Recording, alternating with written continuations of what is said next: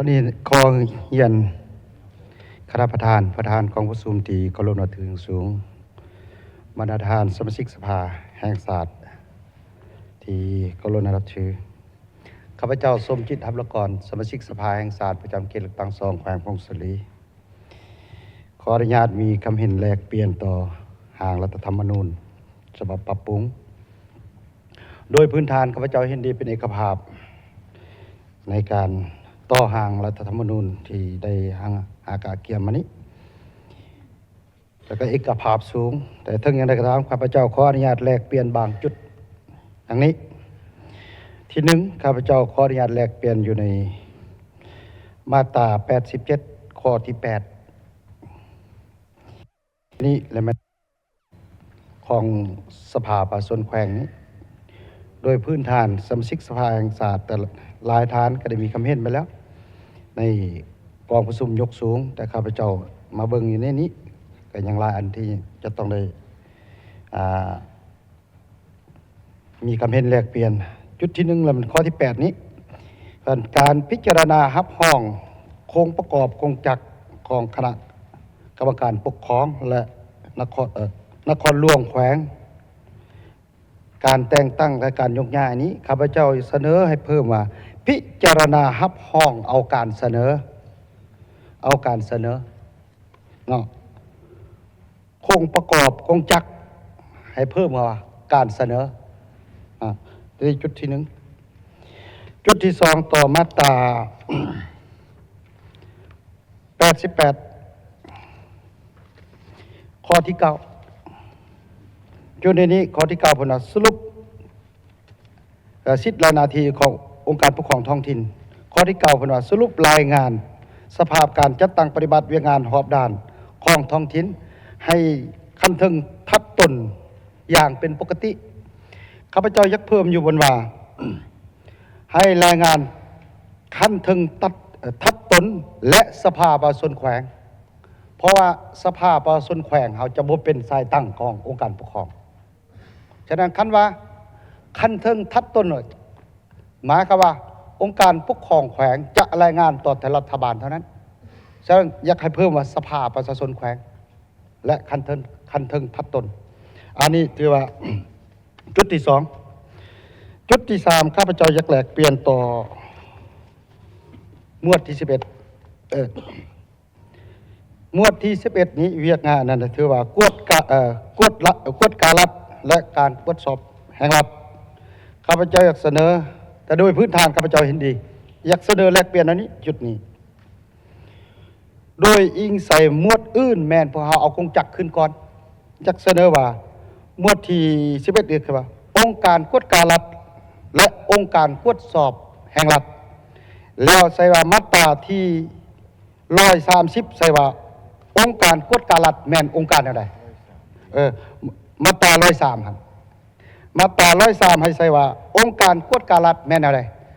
แล้วจังมาใส่ว่าการกวดการรัฐใช่ไหม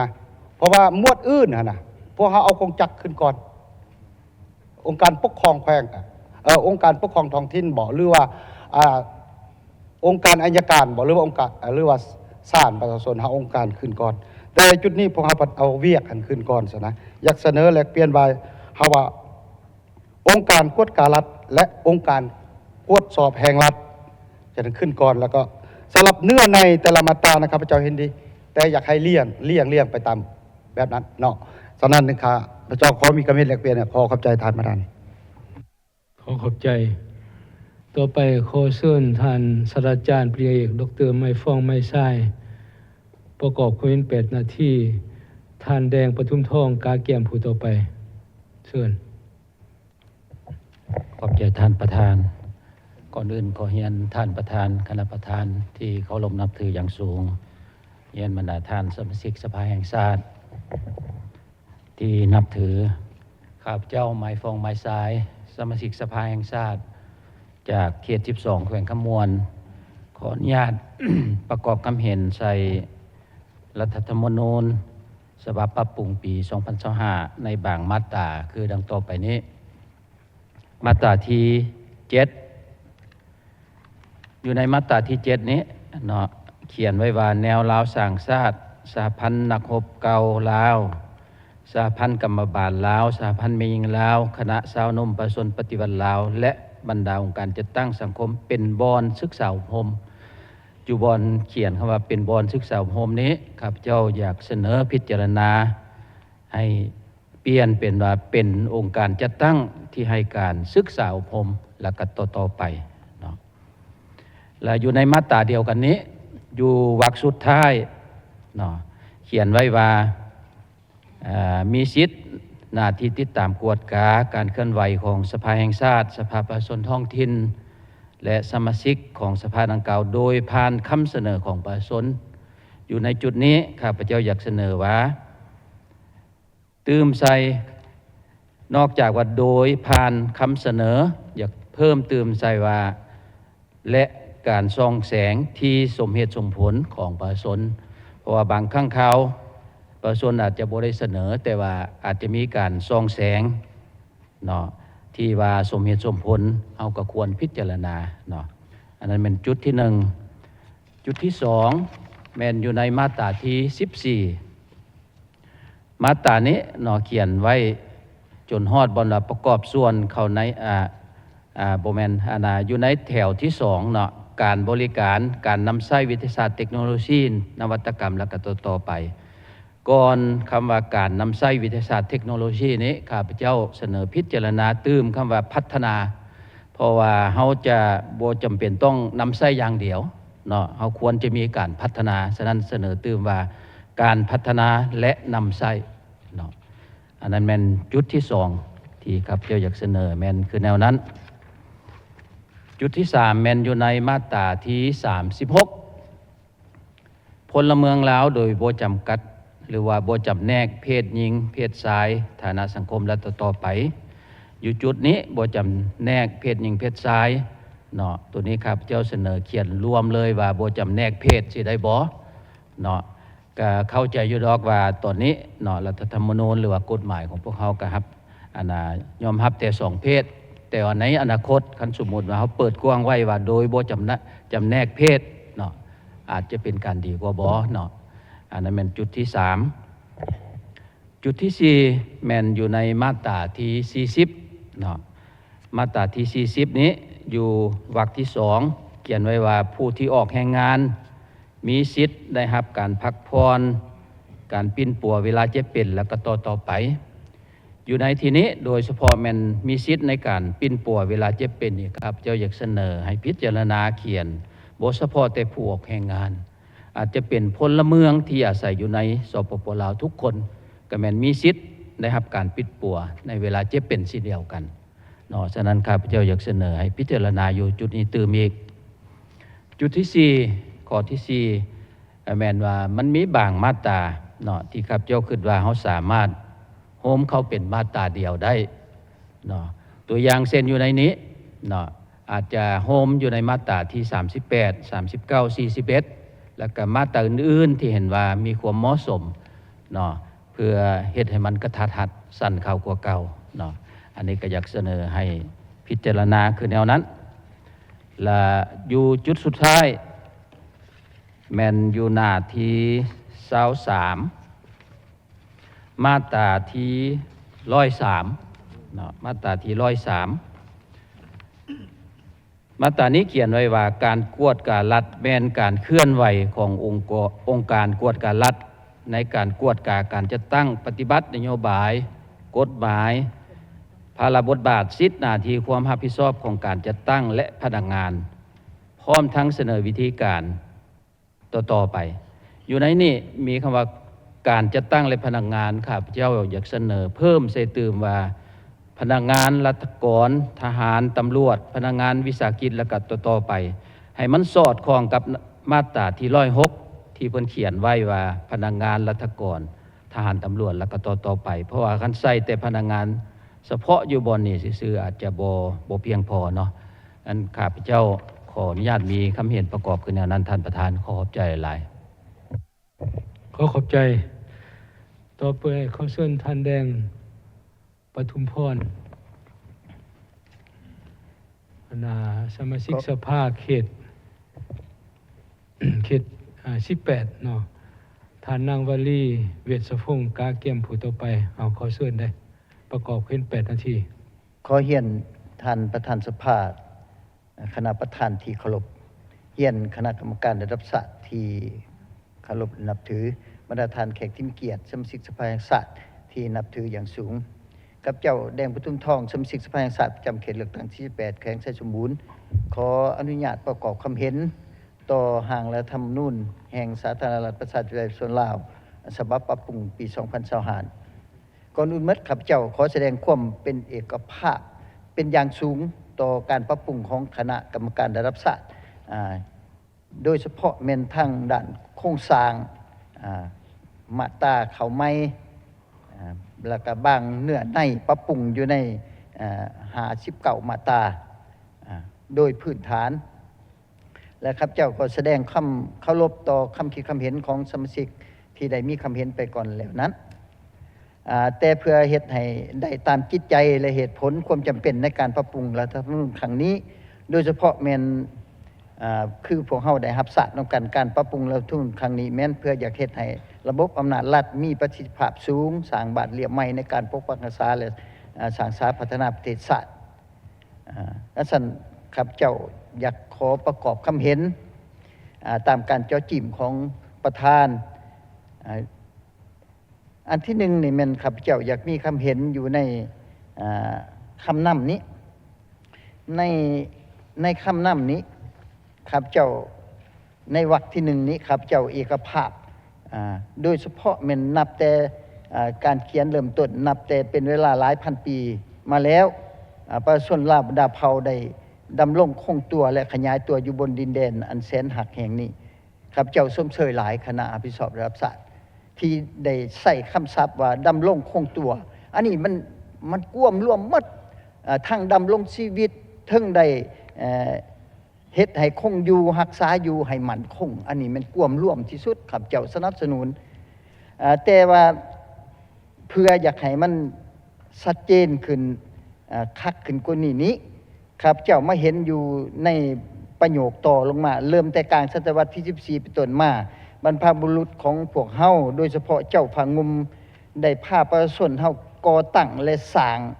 ประเทศลาวล้านสร้างให้เป็นเอกภาพและเจริญรุ่งเรืองตัวนี้ข้าพเจ้าอยากตั้งขึ้นเพื่อให้ทางคณะพิสอบรับศาสตร์ได้พิจารณาตื่มเพราะว่าการก่อตั้งและสร้างเนี่ยความหมายอยากขายเคียงกันข้าพเจ้าเสนอว่าก่อตั้งนี่ก็หมายความว่าจัดตั้งขึ้นเริ่มตั้งขึ้นสร้างนี่ก็เป็นเฮ็ดให้มีขึ้นก่อแปลงขึ้นอันนี้มันอยากขายคือกันและเพื่อมันสอดคล้องกับคำศัพท์อยู่เบื้องหลังสร้างประเทศลาวล้านสร้างเป็นเอกภาพคำว่าเป็นเอกภาพหมายความว่าความเป็นอันหนึ่งอันเดียวความสอดคล้องกลมเกี่ยวกันและตามได้รับรู้ทางด้านประวัติศาสตร์ของเจ้าผางุมนี่ก่อนสิตั้งประเทศลาวล้านสร้างนี่เพิ่นได้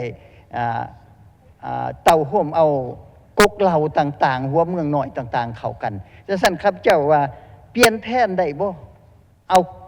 ก่อตั้งนี่เปลี่ยนใส่ว่าท่อนโฮมและสร้างอันนี้ครับเจ้าคิดว่ามันสิเหมาะสมเพราะว่าประวัติศาสตร์ก็ยังยืนเพื่อให้มันสอดคล้องกับคำศัพท์ที่ใส่อยู่ท้ายว่าเป็นเอกภาพหมายความว่าเป็นอันหนึ่งอันเดียวอันนี้ข้าพเจ้าอยากเสนอให้ทางคณะพิสอบระดับศาสตร์ได้พิจารณาตื่มตัวนี้อันที่สองมาตรา11ตามการเจาะจิ้มของประธานนี้ข้าพเจ้าสนับสนุนในมาตรา11นี้เพราะว่าได้เขียนใน2วรรคที่1ว่าพื้นแผ่นดินอันครบถ้วนของสาธารณรัฐประชาธิปไตยประชาชนลาวเป็นสิ่งที่แสนหักและห่วงแหนซึ่งบ่มีไผลวงล้ำได้อันนี้แม่นชัดเจนที่สุดวรรคที่2ว่าทุกการกระทำที่เป็นการตาดอันนี้ก็แม่นชัดเจนครับเจ้าสนับสนุนที่สุดและ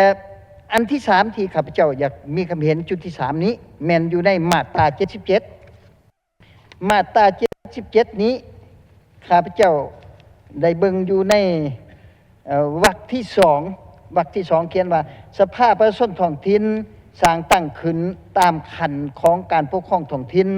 ซึ่งประกอบด้วยสภาประชาชนขันแขวงขันเมืองและขันตาแสงสำหรับสภาประชาชนขันเมืองและขันตาแสงอาจสร้างตั้งขึ้นตามการตกลงของสภาแห่งชาติอันนี้ข้าพเจ้าอยากซับซ้อนหน่อยหนึ่ง สับสนบนว่าในเมื่อก่อนเฮามีสภาประชาชนแขวงเนาะมันระหว่างสภาแห่งชาติอาจจะสร้างตั้งขึ้นจากสภาแห่งชาติตกลง หรือสภาประชาชน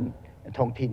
สภาประชาชนแขวงอันนี้ข้าพเจ้าว่ายังบ่ทันแจ้งปานใดอยากให้ทางคณะพิสอบรับทราบได้พิจารณาเบิ่งตื้มตามข้าพเจ้าได้ค้นคว้าเบิ่งนี่คำว่าอาจนี่นะอาจซื่อๆนี่ก็ยังยากบ่เข้าใจอาจจะนี่ยังเว้าถึงความเป็นไปได้อยู่ในระดับ20หา 40% นะคันว่าน่าจะนี่ความเป็นไปได้อยู่ใน60หา 70%ถ้าว่าคงจะนี่มีความเป็นไปได้90หา 100%เพราะฉะนั้นซีเมนต์ไผแท้เป็นผู้ออกข้อตกลงสร้างตัดซีเมนต์สภาแห่งชาติหรือสภาประชาชนแขวงอันนี้มันบ่จ๋าบ่แจ้งครับเจ้าอยากให้พิจารณาเบิ่งอาจใช้คำศัพท์อื่นหรือว่าเว้าแจ้งไปเลยว่ามันไผเป็นผู้สร้างตั้งออกข้อตกลงสร้างตั้งอันนี้ข้าพเจ้าอยากขอฝากทั้งคณะพิจารณาระดับศาสตร์ในการปรับปรุงรัฐธรรมนูญนี้สำหรับข้าพเจ้าแล้วมันพร้อมแล้วที่จะสนับสนุนและลงคะแนนเสียงหับห้องสำหรับห่างรัฐธรรมนูญฉบับปี 2023 นี้ขอขอบใจท่านประธาน ขอบใจ ต่อไปขอเชิญท่านนางวลีเวชสะพงศ์สมาชิกสภาเขต 1 นครหลวงเวียงจันทน์ท่านปริยาเอกลีเบอร์ลีโบเปากาเกียมผู้ต่อไปประกอบเพียง8 นาทีขอเชิญ ขอเฮียนท่านประธานคณะประธานที่เคารพและนับถืออย่างสูง ขอเฮียนสมาชิกสภาแห่งชาติและบรรดาแขกที่เคารพและนับถืออย่างสูงข้าพเจ้าวลีเวชพงศ์สมาชิกสภาแห่งชาติเขต 1 นครหลวงขอมีคำเห็นใส่ตัวรัฐธรรมนูญเนาะโดยรวมอิงใส่คำถามจอจิ้มนี้เจ้าก็เห็นดีนำแต่ว่าขอมีคำเห็นใส่มาตรา86 วรรค 2ที่ได้กำหนดคำว่าบ้านนี้สำหรับบ้านแมนองค์การจะแมนการจะตั้งซุ้มสนหรือการจะตั้งหากฐานในคำถามจอจิ้มนี้ข้าพเจ้าคิดว่าคำว่าบ้านมันประกอบด้วยประชาชนเป็นซุ้มสนเนาะอันนี้คิดว่าคันคำศัพท์อยู่ในสังคมข้าพเจ้าคิดว่าแมนการจะตั้งซุ้มสนนี่มันถูกต้องละถ้าเฮาใส่คำว่าการจะตั้งหากฐานนี่ส่วนใหญ่ตามที่ข้าพเจ้าเห็นเป็นคำศัพท์นี่ใส่อยู่ในสายพักหลายก่อนเพราะฉะนั้นส่วนตัวข้าพเจ้าแมนเห็นดีสนับสนุนแมนสำหรับบ้านแมนการจะตั้งซุ้มสนเจ้าส่วนมาตรา98ที่เกี่ยวกับการกำหนด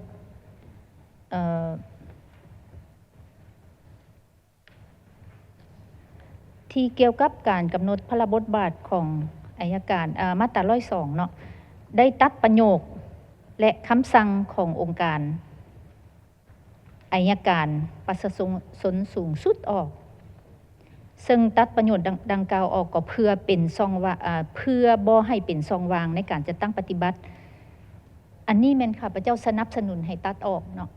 เพื่อบ่เป็นช่องว่างตัวนี้ถือว่าปิดช่องว่างเห็นดีสนับสนุนและมาตรา98ที่เกี่ยวกับการกำหนดและซับซ้อนจัดเรียงที่ตั้งพระบทบาทขององค์การอัยการ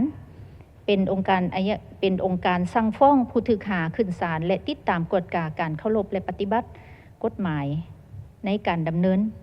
คดีตามขบวนยุติธรรมตัวนี้แม่นสอดคล้องที่สุดเนื่องจากว่าคือผ่านมาในกองซุมที่ผ่านมาตอนเอามาผ่านกฎหมายปรับปรุงอัยการหันเพื่อบ่ให้เกิดความซับซ้อนในคำศัพท์คำว่าติดตามกฎการทั่วไปกับติดตามกฎการของอัยการข้าพเจ้าเห็นดีสนับสนุนในมาตรา98เพื่อบ่ให้ซับซ้อนคำว่าติดตามกฎการของสภาแห่งชาติเนาะเพราะว่ามันจึงค่อยชัดเจนขึ้นถ้าเฮาเอาใส่คำว่าคือท่านคณะอนุกรรมการเนื้อในได้รายงานไปขั้นต้นนั้นว่าถ้าให้ตีกรอบอยู่ในว่าการดำเนินคดีตามขบวนยุติธรรมตัวนี้ถือว่าชัดเจนประธานส่วนสุดท้ายเนาะมาตรา106ที่จริงข้าพเจ้าก็ได้เสนอไปตอน สัมมนาแล้วแต่ขออยากให้ลองพิจารณาช่วยกันตืมโดยเฉพาะแม่นสิทธิ์และหน้าที่ขององค์การกวดการรัฐเนื่องจากว่าอยู่ในมาตรา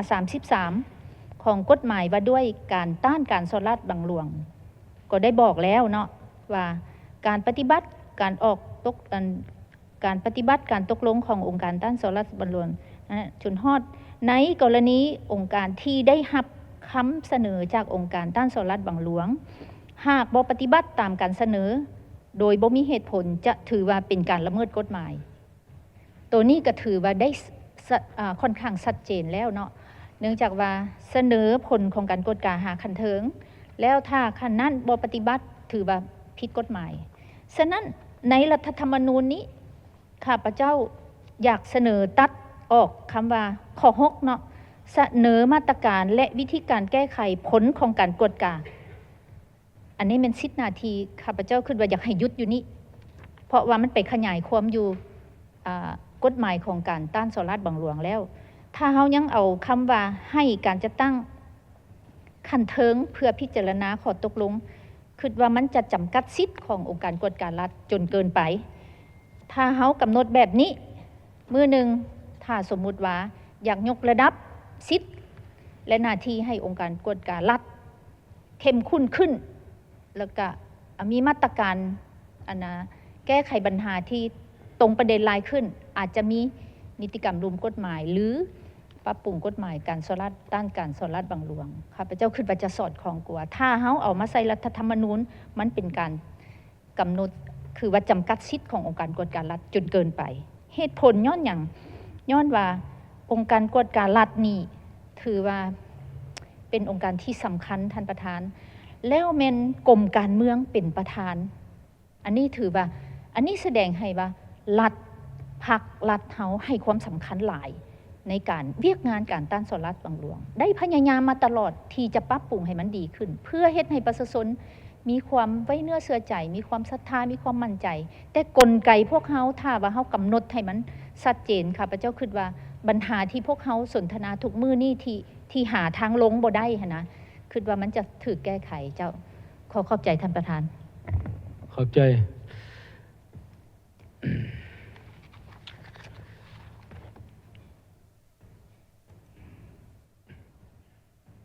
ต่อไปขอเชิญท่านลิเบอร์เปาสสเขต7แขวงสัญบุรีมีความเห็นท่านอำไพจิตมนนท์กาเกียมผู้ต่อไปเชิญเรียนท่านประธานที่เคารพเป็นนับถืออย่างสูงบรรดาคณะประธานบรรดาสมาชิกสภาแห่งชาติต่างหน้ารัฐบาลที่นับถือข้าพเจ้าลิเบอร์เปาสมาชิกสภาแห่งชาติเขตที่7แขวงสัญบุรีข้าพเจ้าขออนุญาตมีคำเห็นแลกเปลี่ยนโดยเฉพาะต่อกับร่างรัฐธรรมนูญในบางจุดดังนี้อันที่1ขออนุญาตมีคำเห็นแลกเปลี่ยนอยู่ในหมวดที่13ภาษาอักษรเครื่องหมายชาติธงชาติเพลงชาติวันชาติสกุลเงินและรางวัลหลวงใน3จุด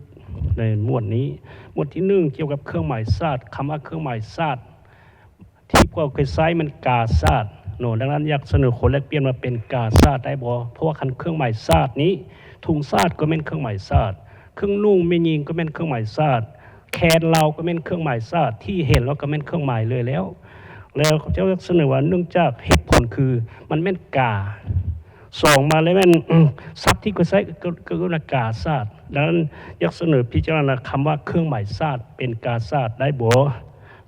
และอันที่2ที่ติดพันถึงมาตรา14ที่นิยามเครื่องหมายชาตินี้แม่นต่างๆเนี่ยนะซึ่งเขียนด้วยตัวอักษรคำว่าอักษรนี่มันกขคงแต่ถ้าว่าเป็นว่าสาธารณรัฐประชาธิปไตยประชาชนลาวนี่มันซับแล้วมันชื่อของประเทศลาวสาธารณรัฐประชาธิปไตยประชาชนลาวและต่อมานี่ว่าด้วยตัวอักษรสันติภาพเอกราชนี่นะอันนี้ก็เป็นคำขวัญอาจจะเขียนแจ้งว่าคำขวัญของสมปุลาวเป็นสันติภาพเอกราชต่างๆนี่ดีบ่เนาะอยากขอเลขเปลี่ยนเลยมาตรา14วันนี้มาตรา113มาตรา113นี่ที่พัวพันถึงว่าภาษาอักษรเป็นภาษาและ อักษรเป็น เป็นทางการอยู่นี่จะขอเสนอ2จุดเพื่อแลกเปลี่ยนอันที่1ภาษาและจุดอักษรลาวนี่นะมีแต่ยักเสนอให้เขียนเต็มว่าภาษาลาวและอักษรลาวแล้วต่อไปจึงตามนั้นและอันที่2จะเป็นทางเลือกที่2เพราะว่ามักจะถามว่าภาษาทางการของเราแม่นหยังดังนั้นด้วยการเริ่มต้นภาษาทางการของเราแม่นภาษาลาวและอักษรลาวดีบ่มีแต่ปีนกลับซื่อๆนะเป็นไปได้บ่อันที่ 2และจุดที่3อยู่ในหมวดนี้อยู่ในมาตรา118เกี่ยวกับสกุลเงินคงสปปลาวแม่นเงินกีบตัวจริงก็ถูกต้องแล้วแต่ว่าถ้าว่าเบิ่งอยู่ในระบบอัตราแลกเปลี่ยนของธนาคารต่างประเทศนับทางธนาคารสปปลาวนี่ภาษาอังกฤษมันจะเขียนตัว LAK หมายถึงลาวกีบหมายว่าเงินกีบลาวและเทียบกับสกุลเงินประเทศอื่นก็มีเงินดอลลาร์สิงคโปร์ดอลลาร์ฮ่องกงดอลลาร์ต่างๆนะและ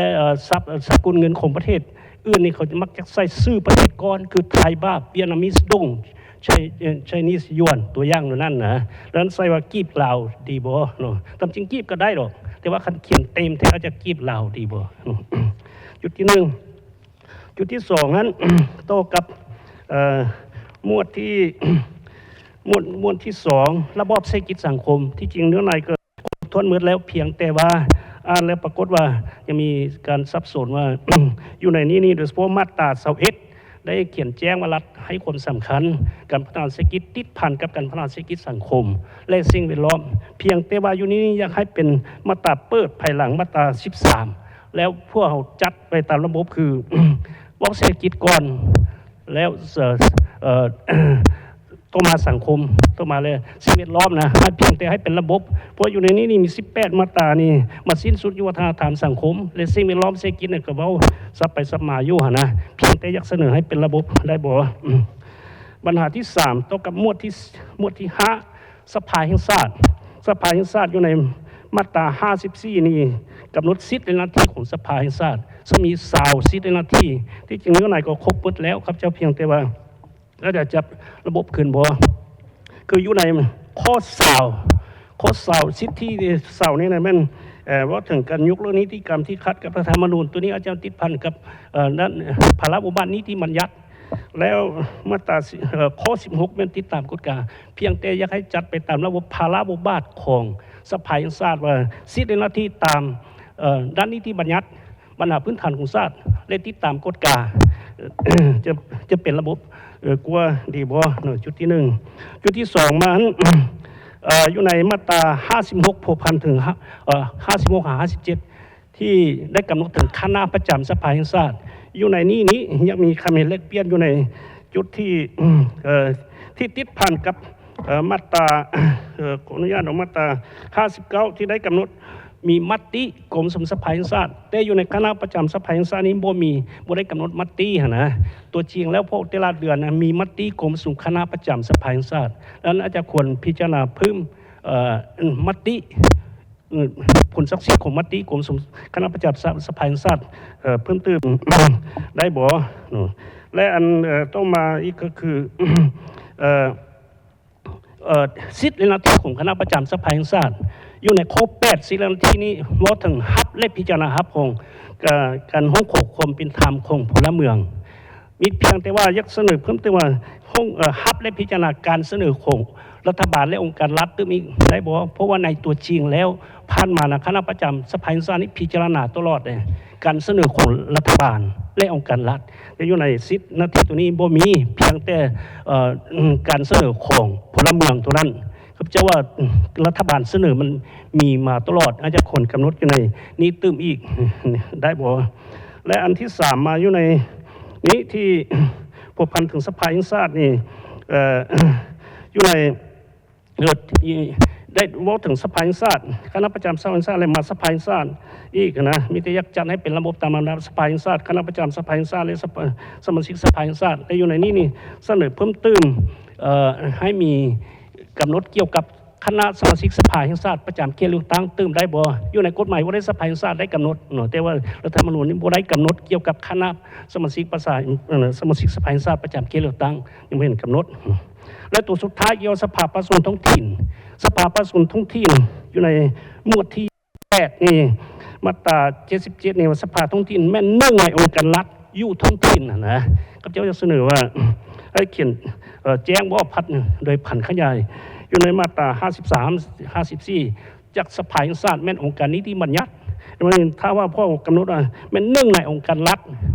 ยังบ่ได้มีนิยามเกี่ยวกับองค์การรัฐมีองค์การอย่างใดพวกเพียงแต่เข้าใจกันซื่อๆว่าองค์การนิติบัญญัติ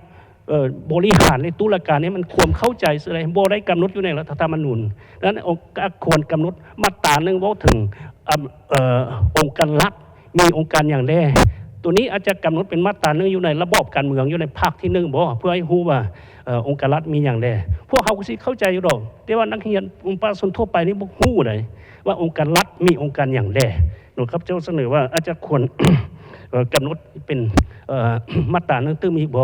เลยองค์การท้องถิ่นนี่เขียนแจ้งโลดว่าองค์การนิติบัญญัติอยู่ขั้นท้องถิ่นบ่หรือว่าจังไหนเนาะ และตัวสุดท้ายนี่เพียงแต่อยากเสนอว่าการจัดระบบ หมดเวลาแล้วท่านลีเบอร์เอ้ยเอาต่อไปขอเชิญท่านอำไพจิตมนนท์สสสเขต15แขวงจำปาสักประกอบขึ้น8นาทีท่านนางหงส์คำสัญญคมกาเกียมผู้ต่อไปขอเชิญ ขอเรียนท่านประธานคณะประธานที่เคารพถืออย่างสูงข้าพเจ้าอำไพจิตมนนท์สมาชิกสภาแห่งชาติประจำเขตเลือกตั้งที่15แขวงจำปาสักขอมีความเห็นต่อกับการปรับปรุงรัฐธรรมนูญตามคำจดจีมของท่านประธานเจ้าขอเริ่มจากมาตรา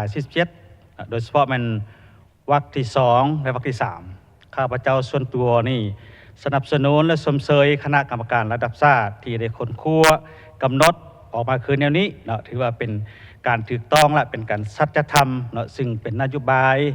ที่นิ่มนวลของพรรครัฐเฮาที่จะสามารถดึงดูดจูงใจคนลาวเหล่านั้นเนาะให้ข้าเจ้ามีว่ามีความรู้สึกคิดฮอดแผ่นดินแม่ของเขาเจ้าและให้ข้าเจ้าเข้าใจว่าพรรครัฐพวกเฮานี่ก็บ่ได้ทิ่มปะข้าเจ้าเนาะและยังเป็นเกียรติของข้าเจ้าอีกได้เนาะและสามารถมาตรานี้จะสามารถโน้มน้าวความเข้าใจและความรู้สึกและความมีน้ำใจชาตินะยังคงมีอยู่ในความรู้สึกของเขาเจ้าฉะนั้นอยากให้เพื่อให้เขาเจ้าหันเข้ามาสู่หันหน้ามาสู่ปิติภูมิมาตุภูมิหรือปิติภูมิของตนเนาะอาจจะทางกงหรือทางอ้อมเนาะถ้าหากว่าแล้วมีการพัวพันที่ดีถ้ากับบ้านเกิดเมืองนอนของตัวเองญาติพี่น้องแล้วก็ถ้ามีทุนมีฮ้อนก็ สามารถเข้ามาลงทุนหรือว่ามาพัฒนาประเทศชาติของตัวเองเนาะซึ่งบทเรียนดังกล่าวนี้อยู่ในบรรดาประเทศเพื่อนมิตรยุทธศาสตร์เพื่อนก็ได้นำไซกำหนดในรัฐธรรมนูญเพื่อนก็เห็นว่าได้รับผลดีผลตอบรับที่ดีและข้าพเจ้าก็มีความเชื่อมั่นว่าในการปรับปรุงรัฐธรรมนูญพวกเราเทื่อนี้ก็จะสามารถจูงใจก็สามารถว่าประสบผลสำเร็จได้ดีพอสมควรประการเต้าหอมความสามัคคีของคนเชื้อชาติลาวและอยู่ในมาตรา54นี้ศิลปหน้าที่ของสภาแห่งชาติข้าพเจ้าก็เห็นดีใน20 ข้อที่กำหนดในนี้แล้วก็ข้าพเจ้ายังเห็นอันดียศจุดตัวสอบเป็นข้อที่4นี่แต่เพิ่นยังรักษาไว้ตามรัฐธรรมนูญฉบับปัจจุบันนี้เส้นตัวอย่างว่าคำศัพท์บางประโยคที่ว่ามีการเปลี่ยนแปลงการยกเว้นอัตราภาษีแรกก่อนเลยนะอันนี้มันเป็นสิทธิหน้าที่ของสภาแห่งชาติในการกำหนดเวียกนี้ข้างในนี้ข้าพเจ้าคือว่าเป็นการความเหมาะสมมันเป็นการยืดหยุ่นพอให้ประเทศพวกเขาสามารถจัดตั้งปฏิบัติได้ง่ายเนาะง่ายขึ้นตามแต่ละระยะหมายความว่าปฏิบัตินโยบายของรัฐเฮาตามแต่ละระยะที่พวกเขามีความต้องการเช่นอาจจะเป็นการปฏิบัตินโยบายต่อดึงดูดนักลงทุนผู้ประกอบการเนาะหรือว่าในความจำเป็นต่างๆที่พวกเขามีความจำเป็นในการพัฒนาเนาะเช่นตัวอย่างว่าการยกเว้นภาษีนี่ก็เพื่อผลประโยชน์ของชาติเราก็มีคือกันในเช่นตัวอย่างว่ารัฐอาจจะซื้อพาหนะเทคนิคอุปกรณ์นี่ตัวนี้ก็ควรได้ยกตัวอย่างสิเนาะอันนี้ข้าพเจ้าถือว่าจากแกนคืนอันนั้นและอยู่ใน อยู่ในข้อที่18นี้ในข้อ48ซึ่งการพิจารณาพ้องเอาการตกลงสัตยาบันเนาะต่อสนธิสัญญาสากลที่พัวพันถึงปัญหาสำคัญพื้นฐานของประเทศชาตินี้อันนั้นก็เห็นว่าเป็นการยกระดับความศักดิ์สิทธิ์ขึ้นมาอีกระดับหนึ่ง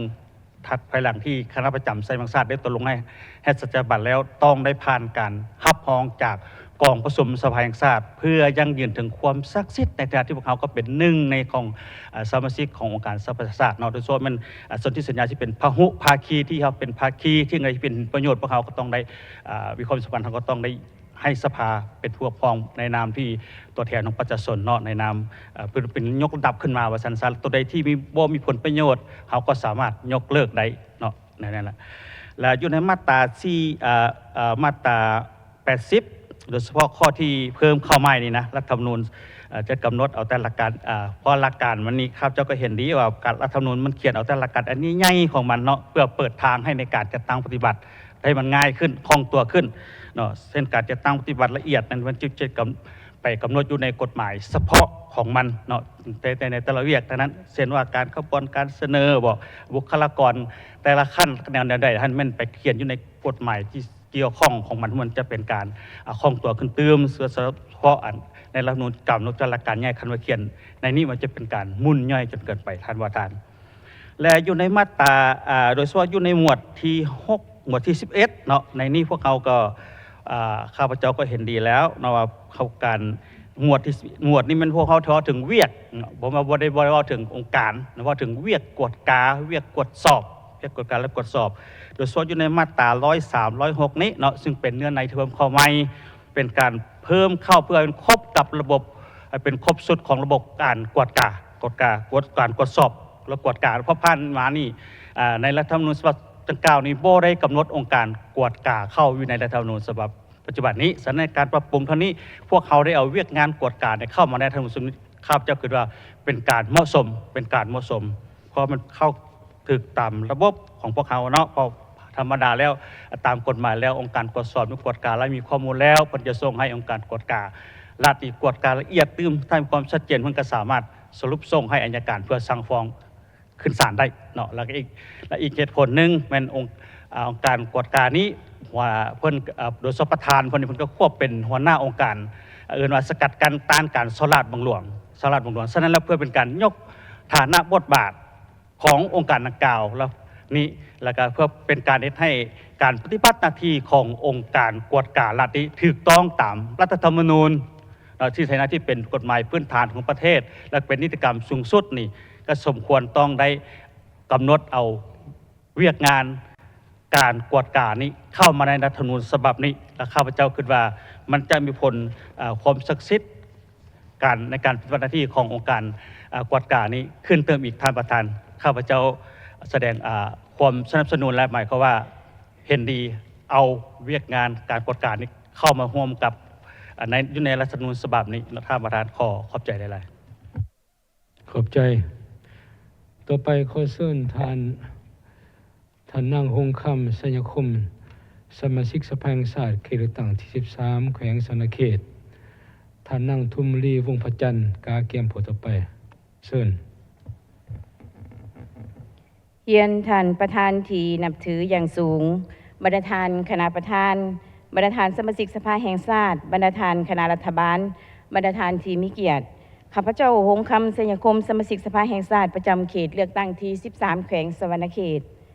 ข้าพเจ้าขอมีบางคำเห็นประกอบใส่บางเนื้อในเกี่ยวกับร่างรัฐธรรมนูญฉบับปรับปรุงปี2025โดยรวมข้าพเจ้ามีความเห็นดีที่สุดที่ได้มีการปรับปรุงบางเนื้อในของรัฐธรรมนูญฉบับนี้เพื่อตอบสนองความเรียกร้องต้องการในการจัดตั้งปฏิบัติแนวทางเปลี่ยนแปลงใหม่อย่างรอบด้านฉะนั้นข้าพเจ้าขอมีบางคำเห็นประกอบใส่บางเนื้อในร่างรัฐธรรมนูญฉบับนี้โดยเฉพาะแมนอยู่ในหมวดที่8มาตรา78ข้อที่7ที่8และข้อที่9ที่ได้กำหนดเอาประธานคณะกรรมการปกครองนครหลวงก่อนประธานคณะกรรมการปกครองแขวงในจุดนี้จุดที่ข้าพเจ้าอยากมีคำเห็นนี้เนาะต่อกับเนื้อในของรัฐธรรมนูญฉบับนี้กำลังปรับปรุงนี้เนาะขอให้เป็นร่วงเดียวกันกับบรรดากฎหมายที่สาธารณรัฐประชาธิปไตยประชาชนลาวได้ประกาศใช้ไปแล้วใน160กว่าฉบับเนาะหมายความว่าอยู่ในรัฐธรรมนูญฉบับนี้ก็ขอให้กำหนดไปร่วงเดียวกันคือได้กำหนดเอาแขวงก่อนนครหลวง ฉะนั้นเนื้อในรัฐธรรมนูญฉบับนี้ก็ขอให้กำหนดเอาประธานคณะกรรมการปกครองแขวงแล้วจึงตามไปด้วยประธานคณะกรรมการปกครองนครหลวงย้อนหยังย้อนว่าถ้ากำหนดเอาประธานคณะกรรมการปกครองหลวงก่อนแม่นเฮาจะได้มีการปรับปรุงบัตถุกฎหมายที่ได้ประกาศใส่ก่อนนั้นเนาะฉะนั้นข้าพเจ้าขอให้ทั้งคณะกรรมการนี่ได้เบิ่งขึ้นเนาะคือบรรดากฎหมายท้องถิ่นหรือว่ากฎหมายอื่นๆเพิ่นก็ได้กำหนดว่าเจ้าแขวงเจ้าของนครหลวงเนาะอันนี้ฉะนั้นเลยในจุดนี้ข้าพเจ้าขอให้ทั้งคณะกรรมการได้เบิ่งตืมเนาะเพราะว่าถ้าว่าเฮากำหนดเอาเจ้าประธานนครหลวงขึ้นก่อนนี่มันจะกำหนดบัตถุกฎหมายที่เฮาได้ประกาศใส่อยู่ใน160กว่าฉบับที่เฮาประกาศใส่แล้วเนาะฉะนั้นในเนื้อในของรัฐธรรมนูญฉบับนี้ข้าพเจ้าก็อยากให้มันไปเป็นเรื่องเดียวกันเนาะฉะนั้นการมีความเห็นของข้าพเจ้าอยากขอมีสำนีเจ้าขอขอบใจท่านประธาน ขอบใจต่อไปขอเชิญท่านนางทุนบุรีวงศ์ประจันทร์สสสเขต5แขวงบ่อแก้วท่านธนงศิลป์กัลยากาเกียมผู้ต่อไปขอเชิญ เรียนท่านประธานที่เคารพอย่างสูงเรียนท่านรองประธานบรรดาท่านสมาชิกสภาแห่งชาติที่นับถือคณะรับผิดชอบที่เคารพอย่างสูงข้าพเจ้าขอ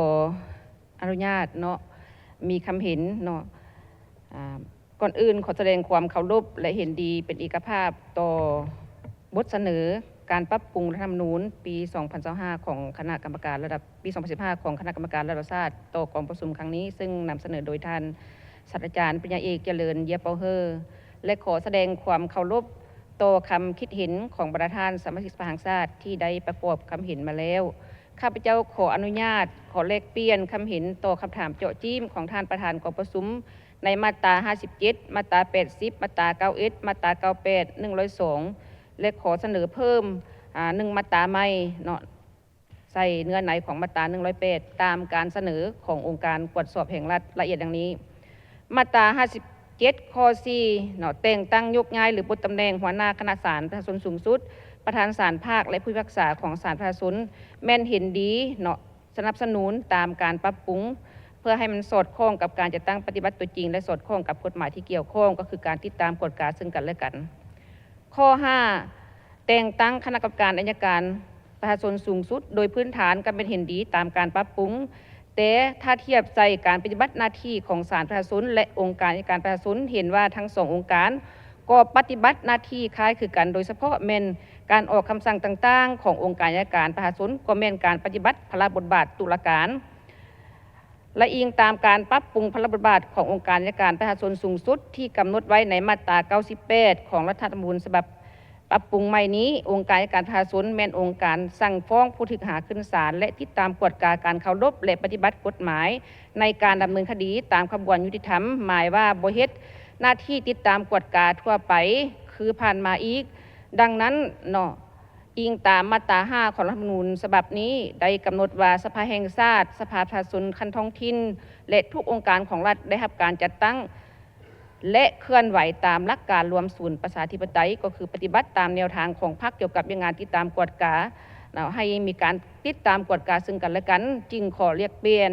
บางคำเห็นต่อข้อ 5 นี้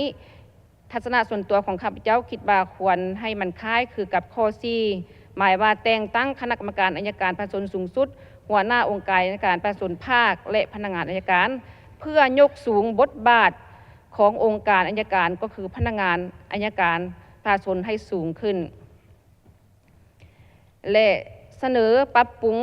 เพิ่มเติมใส่ข้อ 8 มาตรา 57 นี้ตืมอีกคือรับและพิจารณาคำร้องขอความเป็นธรรมของบุคคลนิติบุคคลหรือการจัดตั้ง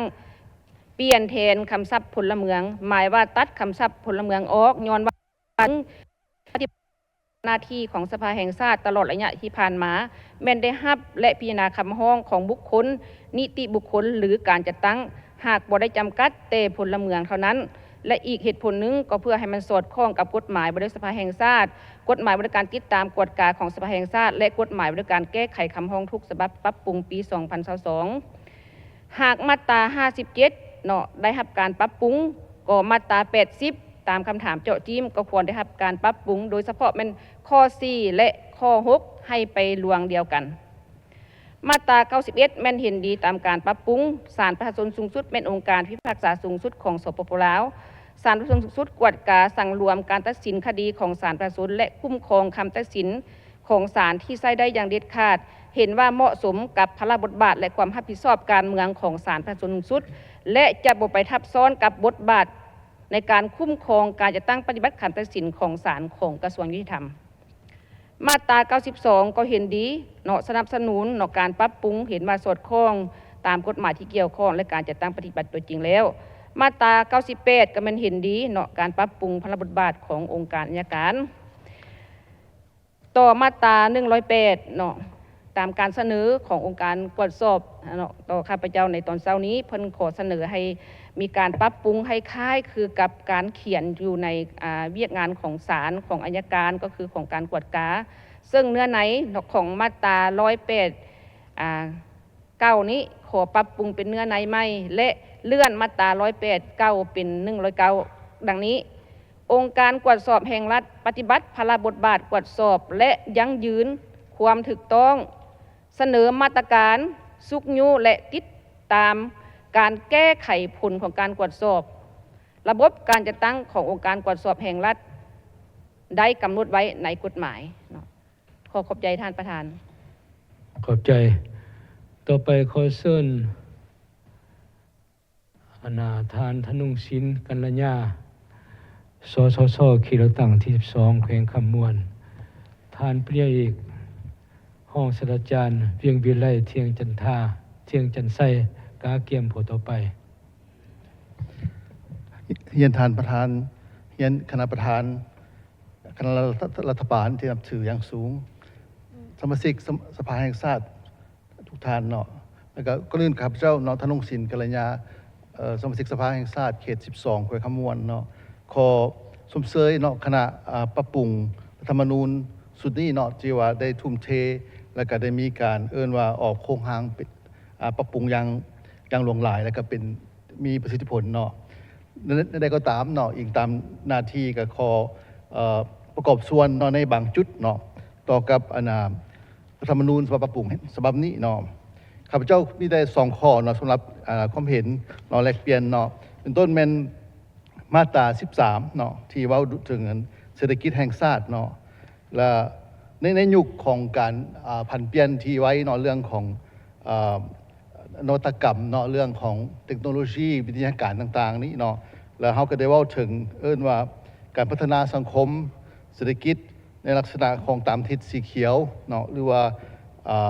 มีการเชื่อมโยงกับเศรษฐกิจของภาคพื้นก็คือเศรษฐกิจของโลกเนาะเพราะฉะนั้นข้าพเจ้าเห็นว่าในมาตรานี้เนาะจริงๆเพราะในมาตราที่14เขาก็ได้เว้าเฉพาะไปแล้วว่ามีลงเรื่องการนำใช้วิทยาศาสตร์เทคโนโลยีเนาะแต่ว่าข้าพเจ้าคิดว่าในมาตรา13เนาะเพื่อว่ายั่งยืนว่านั้นวิชั่นของเฮาเนาะที่ว่าจะก้าวเข้าไปหาว่าการสร้างเศรษฐกิจที่มีว่าการพัฒนานี้เนาะต่อจากในหน้าที่4นี้เนาะหมายความว่าต่อจากการส่งเสริมเศรษฐกิจภูมิปัญญาที่มีเอกลักษณ์เฉพาะนี้เนาะข้าพเจ้าอยากให้มีการเพิ่มเติมใส่ว่าส่งเสริมการประดิษฐ์สร้างและการนำใช้นวัตกรรมเทคโนโลยีที่ทันสมัยเนาะเข้าในขบวนการสร้างสรรค์พัฒนาเนาะอาจจะมีเศรษฐกิจก็ได้เพราะว่าคันสิว่าในหัวข้อเขาว่าเศรษฐกิจหลายจุดเนาะแล้วก็ต่อไปด้วยบอนว่าแทนที่สิว่าเชื่อมโยงเศรษฐกิจกับภาคพื้นและสากลเนาะจะขอให้เปลี่ยนเป็นเชื่อมโยงกับเศรษฐกิจภาคพื้นและสากลเนาะเพราะว่าเศรษฐกิจภาคพื้นและสากลมันก็มีอยู่แล้วแล้วบัดนี้เฮาอยากในหัวข้อนี้เฮาว่าถึงเศรษฐกิจแห่งชาติเฮาอยากเชื่อมโยงกับเศรษฐกิจภาคพื้นและสากลเนาะแล้วก็อีกข้อนึงเนาะที่ตัวอย่างในมาตราที่21เนาะเฮาก็ได้เว้าถึงว่าในตัวสุดท้ายเนาะเฮาได้เว้าถึงว่าที่จริงตัวนี้มาเว้าถึงการพัฒนาเศรษฐกิจที่ว่าติดพันกับพัฒนาวัฒนธรรมเนาะสังคมและสิ่งแวดล้อมเนาะตามทิศสีเขียวและยืนยงนี่เฮาได้เว้าถึงว่าการให้บุริมสิทธิ์การพัฒนาทรัพยากรมนุษย์เนาะแต่ว่าในมาตราที่14เนาะซึ่งเฮาเว้าถึงการว่าส่งเสริมภาคส่วนเศรษฐกิจภายในประเทศเนาะในการผลิตต่างๆนี้ นำไปฮอดกับนำใช้วิทยาศาสตร์เทคโนโลยีนวัตกรรมและปัญญาประดิษฐ์ต่างๆนี้เนาะเฮาบ่ได้อยากให้ตื่มใส่ได้หมอคือกับข้อที่21ต่อว่าด้วยการให้บุริมสิทธิ์การพัฒนาทรัพยากรมนุษย์เนาะเพราะว่าในว่าการนำใช้เทคโนโลยีวิทยาการนี้เพราะว่าจะเป็นการประดิษฐ์หรือว่าการนำใช้นี่เฮาล้วนแล้วแต่ต้องการว่าบุคลากรเนาะที่มีความรู้ความสามารถอย่างหลากหลายเนาะโดยเฉพาะว่าการที่ว่าพัฒนาของปัญญาประดิษฐ์ที่เราเห็นในยุคปัจจุบันนี้ภาษาลาวก็เริ่มใช้ได้แล้วเนาะแต่ว่ายังต้องการว่าพลังนอกจากรุ่นนุ่มอย่างหลากหลายเพื่อเข้ามาพัฒนาเพื่อเข้ามาแล้วยังจะมีเทคโนโลยีอื่นๆอีกบอกว่าควอนตัมต่างๆนี่กำลังเข้ามานี่เนาะเพราะฉะนั้นถ้าว่าเฮาเน้นเรื่องบุคลากรเรื่องตัวนี้เขาตื่มนี่มันจะให้เฮามีความว่ารับประกันเรื่องความมั่นคงในการพัฒนาแขนงนี้ต่อไปเขาในภาคเศรษฐกิจเขาก็คือภาคเศรษฐกิจดิจิทัลน้ำตื่มอีกขอขอบใจท่านนั้น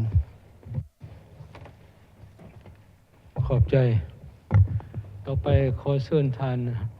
ห้องสัญจารปรีกเวียงวิไลเที่ยงจันทร์ไส้มีคอมเมนต์8 นาทีขอเชิญท่าน ขอบคุณท่านประธาน ศิลวาสุพรรณวงศ์กาเกียมผู้ต่อไปขอบคุณท่านประธานกับเจ้าก็ขอแสดงความนับถือท่านประธานคณะประธานกองประชุมก็ต้องขอแสดงความนับถือคณะกาเกียมร่างรัฐธรรมนูญฉบับนี้แสดงความเป็นเอกภาพสูงต่อบทกาเกียมหรือว่าร่างรัฐธรรมนูญฉบับ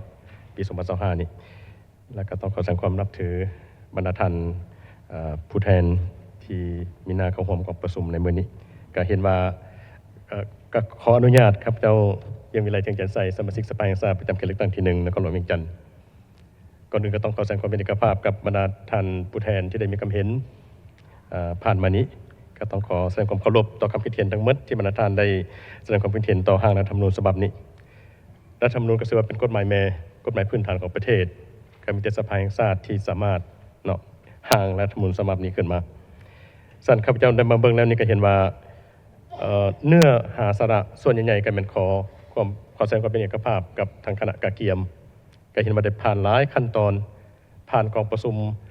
ที่หลากหลายแล้วก็มีความคิดเห็นที่หลากหลายแล้วเนาะแต่ครับจะก็ขอมีความเห็นแลกเปลี่ยนนำบางจุดตื่มเนาะโดยเฉพาะเป็นคำนำท่านประธานคำนำนี้ครับจะได้มาอ่านไปอ่านมานี่ก็รู้สึกว่ามันมีบางศัพท์ที่ควรจะปรับตื่มเพราะว่าเนื้อหาสาระที่เขียนเขาทั้งหมดนี่มันต้องได้มีความชัดเจนมีความแม่นยำแล้วก็มีความจำกัดเฉพาะของมันเนาะครับจะมาอ่านเห็นวรรคที่1ท่านประธานจะวันว่าเริ่มแต่กลางศตวรรษที่14เป็นต้นมาแล้วก็มาเทียบใส่วรรคที่2ตั้งแต่ศตวรรษที่18เป็นต้นมาเห็นว่าคำศัพท์นี่มันคือว่าเขียนไปเขียนมาอยู่ครับจะเอาคำศัพท์ที่ว่าเป็นต้นมาอยู่วรรคที่1หั่นออกท่านประธานเนาะใส่แต่ว่าเริ่มแต่กลางศตวรรษที่14เนาะบรรพบุรุษของพวกเราแล้วต่อมาแต่ครับจะมีคำเห็นอันหนึ่งที่ครับจะได้ไปอ่านพบอยู่บทประกอบคำเห็นของท่านอดีตประธานนุฮักภูมิสวรรค์เนาะเพิ่นได้ให้ประกอบคำเห็นต่อรัฐธรรมนูญฉบับปี91ท่านประธานเนื้อหาตัวนี้ครับจะคือว่ามันยังสามารถใส่ได้อยู่เพิ่นเขียนอันนี้มาในศตวรรษที่14เจ้าฝ่างุมบรรพบุรุษของชาติเฮาก็ได้สร้างประเทศล้านสร้างเป็นเอกภาพและสร้างให้เจริญรุ่งเรืองแต่ก็คงตัวอยู่ได้เพียงแต่ระยะอันแน่นอนของประวัติศาสตร์เท่านั้นแล้วก็เขียนต่อมาเริ่มแต่ศตวรรษที่18เป็นต้นมาและต่อไปท่านประธานอันนี้ก็รู้สึกว่ามันเป็นเนื้อหาที่มีความชัดเจนของมันเนาะมันบ่ขาดอยู่วรรคนั้นมันต่อมาได้เนาะและครับจะขอเสริมเติมอยู่ว่ามูลเสื้ออันพิราชหารนี้อันนี้ใส่เติมในบ่มูลเสื้อหักชาติอันพิราชหารเนาะมูลเสื้อหักชาติอันพิราชหารบ่ยอมจำนนเนาะอย่างว่าต่อไปและจุดหนึ่งนี่อยากให้ใส่เติมอยู่ว่าต่อหน้าเหนียวแน่นนิดเดียวเติมได้บ่ท่านประธานมันแน่นเติมนิดเหนียวแน่นนี่นะอันนี้มันข้อคิดขอแลกเปลี่ยนเติมอยู่ในคำนำมาตราที่2นี้ครับจะขออีกภาพกับคำถามเจ้าจีมท่านประธานอยู่บนมาตรา11นี่เป็นมาตราใหม่เนาะมาเบิ่งแล้วนี่ก็มันควรนำใส่แต่ควรนำเข้าอันนี้มีความชัดเจนเนาะครับจะก็ขอเอกภาพนำส่วนมาตรา30อันนี้นี่ก็เห็นว่าก็ยังมีความชัดเจนของมันอยู่มันชัดเจนเข้าไปเติมอีกท่านประธานครับจะยังมาคิดแล้วนี่ยังเห็นว่าการกสิกรรมนี่มันบ่ควรเขียนเขาอยู่นี่บ่หรือว่าจังใดเนาะเพราะว่า การวัฒนธรรมประวัติศาสตร์และธรรมศาสตร์นี่มันก็กวมอยู่ในการกสิกรรมนี่แหละอันนี้นะครับจะคิดว่ามันบ่ควรย่อยแบบนั้นนอกจากการกสิกรรมอันอื่นดิควรเขียนเขานี่บ่คันว่าซั่นให้มันละเอียดขึ้นไปเติมนี่นะครับจะมีคำเห็นแลกเปลี่ยนขึ้นนั้นส่วนมาตรา39ท่านประธานเขาจะมีคำเห็นเติมหน่อยนึงเพราะว่า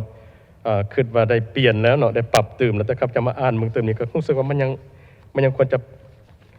เบิ่งคืนบ่อยู่บนว่าศึกษาคนคั่วหำเฮียนเพื่อพัฒนาตนเองครับเนาะอันนั้นข้าพเจ้ามาอ่านบางนี้ก็รู้สึกว่าบนว่าหำเฮียนนี่ท่านประธานหำเฮียนนี่มันกวมอยู่ในศึกษาเด้ครับจะมาเบิ่งนี้นะเนาะแต่ครับจะมีความคิดอันหนึ่งบนว่าอาจจะใส่ว่ามีสิทธิ์ได้รับการศึกษาคนคั่วและฝึกอบรมเพื่อพัฒนาตนเอง ตัวนี้สิเปลี่ยนแทนหำเฮียนนี่พอได้บ่เนาะขอเลขเปลี่ยนนำคณะรับผิดชอบเติมส่วนปัญหาอื่นเนี่ยครับเราเห็นดีละโดยเฉพาะมาตรา102นี่ที่ว่าตัดบนว่าปฏิบัติตามคำสั่งของอัยการสูงสุดนะเนาะดูจริงท่านี้แม่นปฏิบัติตามกฎหมายนี่ก็เห็นว่ามันมีความชัดเจนแล้วก็บ่มีอันคุมเครือละเนาะบ่มีอันสงสัยเนาะแม่นนักแน่นละทั้งหมดนี้ครับจะขอมีคำเห็นเอกภาพเติมขึ้นนั้นท่านประธานขอบใจต่อไปขอเชิญท่านปรีเอกชินวาสุพรรณวงศ์เขตเลือกตั้งที่6แขวงหลวงพระบางประกอบความเห็น8นาทีท่านสัญญเดชภูยาวงศ์กาเกียมผู้ต่อไปท่านประธานที่ประชุมก่อนอื่นมาข้าพเจ้าชินวาสุพรรณวงศ์เขตเลือกตั้งที่6หลวงพระบางขอผ่านท่านประธานเพื่อแสดงความรู้บุญคุณและขอบใจอย่างยิ่งต่อคณะรับผิดชอบการปรับปรุงรัฐธรรมนูญฉบับใหม่ของสปป.ลาวของพวกเราโดยเฉพาะแม่นท่านประธานของคณะปรับปรุงดังกล่าวข้าพเจ้าก็แสดงความเห็นดีกับบรรดาความเห็นของผู้อ่านกฎหมายหูดูกฎหมายเป็นที่ได้ประกอบความเห็นก่อนข้าพเจ้านี้เนาะทั้งหมดเลยเนาะส่วนข้าพเจ้าเองข้อประกอบความเห็นต่อมาตรา19 32 47 71และ103เนาะโดยย่อมาตรา19มันอยู่หน้าที่5เนาะของเอกสารข้าพเจ้าเองอยู่นี้ในวรรคที่2ได้เขียนว่าทุกองค์การจัดตั้งและพลเมืองทุกคนต้องปกปักรักษาอนุรักษ์ชีวนานาพันธุ์และนำใช้ทรัพยากรธรรมชาติและสิ่งแวดล้อมอยู่นี้เขียนยักโดดไปเนาะมาคำว่าสิ่งแวดล้อมอยู่นี้เฮาควรย้ายไปอยู่ทางล่างของอนุรักษ์ชีวนานาพันธุ์และสิ่งแวดล้อมต่อมาจังเขียนว่านำใช้ทรัพยากรตัดมีความยืนยงเนาะเพราะว่าเฮานำใช้มีแต่ทรัพยากรในสิ่งแวดล้อมเฮาบ่ได้นำใช้เนาะเฮาปกปักรักษามันอันนี้เป็นมาตราที่19มาตรา32อยู่หน้าที่9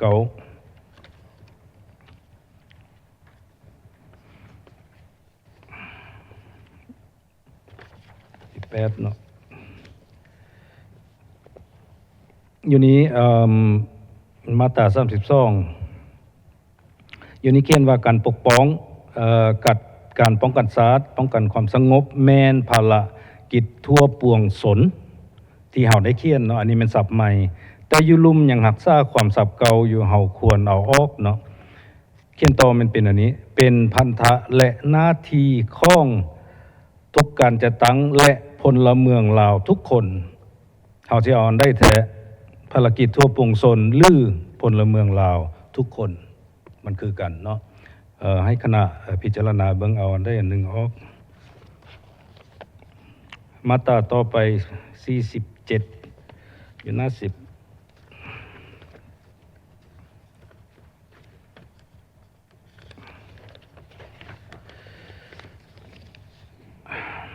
อยู่นี้เขียนว่าคนลาวที่อาศัยอยู่ต่างประเทศแม่นพักส่วนหนึ่งที่บ่แยกออกจากอยู่นี้นี่นะศัพท์นี้มันบ่แม่นศัพท์ภาษาลาวเนาะข้าพเจ้าอยากเปลี่ยนอันบ่แยกออกจากนี่นะมาเป็นแม่น ภาคส่วนหนึ่งที่สำคัญของวงสาคณะญาติของศาสตร์ลาวคันมันสำคัญแล้วมันก็แยกบ่ออกนั่นแหละเนาะท่านเพราะฉะนั้นเปลี่ยนจากบ่แยกออกนั้นเป็นภาคส่วนหนึ่งที่สำคัญของวงสาคณะญาติของศาสตร์ลาวมาตรา71หน้า16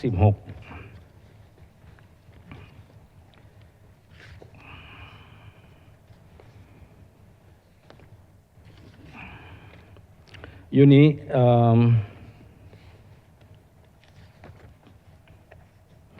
เราเห็นว่าอยู่นี้เขียนคัดไปน้อยหนึ่งเนาะอยู่ข้อที่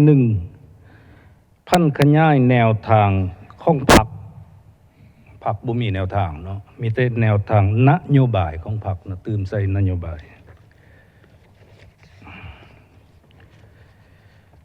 กับมาตราสุดท้ายหอยซ้ำข้าพเจ้าเห็นว่ามาตรานี้มีหลายท่านก็ได้ประกอบความเห็นเนาะข้าพเจ้าก็จะมีความเห็นคือกันเพราะว่าหอยซ้ำเนี่ยมันหนึ่งในมาตราใหม่ที่เราเห็นว่ามันมีความสำคัญอย่างยิ่งความเห็นของข้าพเจ้าเป็นเกี่ยวกับการกวดการัฐเราได้เขียนหมดเนาะอยู่นี้เขียนทึกหมดแหละอันที่ได้เขียนมานี้แต่ยังบ่ครบน้อยหนึ่งเขากวดเพื่อยังอันองค์การกวดการรัฐเขากวดเพื่ออีหยังเนาะและเพราะฉะนั้นข้าพเจ้าจึงอยากให้เขียนตื่มเพื่อเพิ่มทวีประสิทธิภาพและสมรรถภาพของหน่วยงานในกงจักรการจัดตั้งของรัฐเฮากวดเป็นผลสุดท้ายของเฮาแม่นเพื่อเพิ่มประสิทธิภาพการเฮ็ดเวียกเนาะการทำงานของหน่วยงานอยู่ในกงจักรการจัดตั้งของรัฐขอขอบใจต่อไปขอเชิญท่านสัญญเดชพุญยวงศ์สสส.เขตเลือกตั้งที่13แขวงสนเขตท่านเสียงหอมสมบัติกาเกียมผู้ต่อไปเจ้าขอบใจท่านประธานเรียนท่านประธานคณะประธานการนำพรรครัฐบรรดาท่านสมาชิกสภาแห่งชาติที่เคารพและนับถืออย่างสูงข้าพเจ้าสัญญเดชพุญยวงศ์สมาชิกสภาแห่งชาติเขตเลือกตั้งที่13แขวงสวรรณเขตขอมีความเห็นแลกเปลี่ยนติดพันกับการปรับปรุงรัฐธรรมนูญของพวกเฮานี้ซึ่งว่าผ่านการคุ้นคั่วมาหลายลบหลายตาก็เห็นว่าใน122มาตราของรัฐธรรมนูญของพวกเฮานี่ก็มีความหัดกุมพอสมควรถึงในนี้ก็ถือว่าข้าพเจ้าเองก็จะมีความเห็นในจุดเดียวซึ่งกับมันก็ติดพันกับเวียกเศรษฐกิจซึ่งในจุดเดียวนี่ในมาตรา54ข้อ3ถึงมันสิสั้นๆแต่มันก็เป็นการกำหนดชะตากรรมทางด้านเศรษฐกิจของประเทศของพวกเฮาเนาะซึ่งข้าพเจ้าในฐานะสมาชิกสภาแห่งชาติสังกัดอยู่ในคณะกรรมการเศรษฐกิจนี้ก็อยากให้กำหนดให้มันมีความหัดกุมขึ้นตื้มพวกเฮาสิเฮ็ดแนวใดเพื่อให้สภาแห่งชาติของพวกเฮานี่มีส่วนร่วมในการกำหนดนโยบายเงินตราพร้อมทางการติดตามกวดกาการจะตั้งปฏิบัติให้มีความหัดกุมขึ้นตื้ม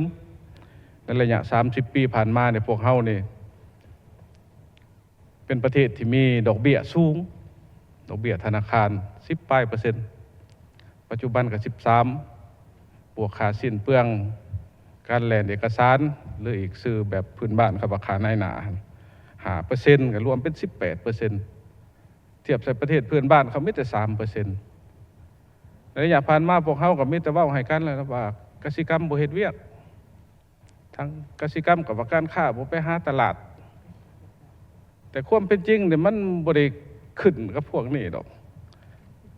ราคาสินค้าที่พวกเฮาผลิตขึ้นมาเนี่ยมันสูงเกินไปการเฮ็ดกสิกรรมเนี่ยกำไรมันมีแต่ 3%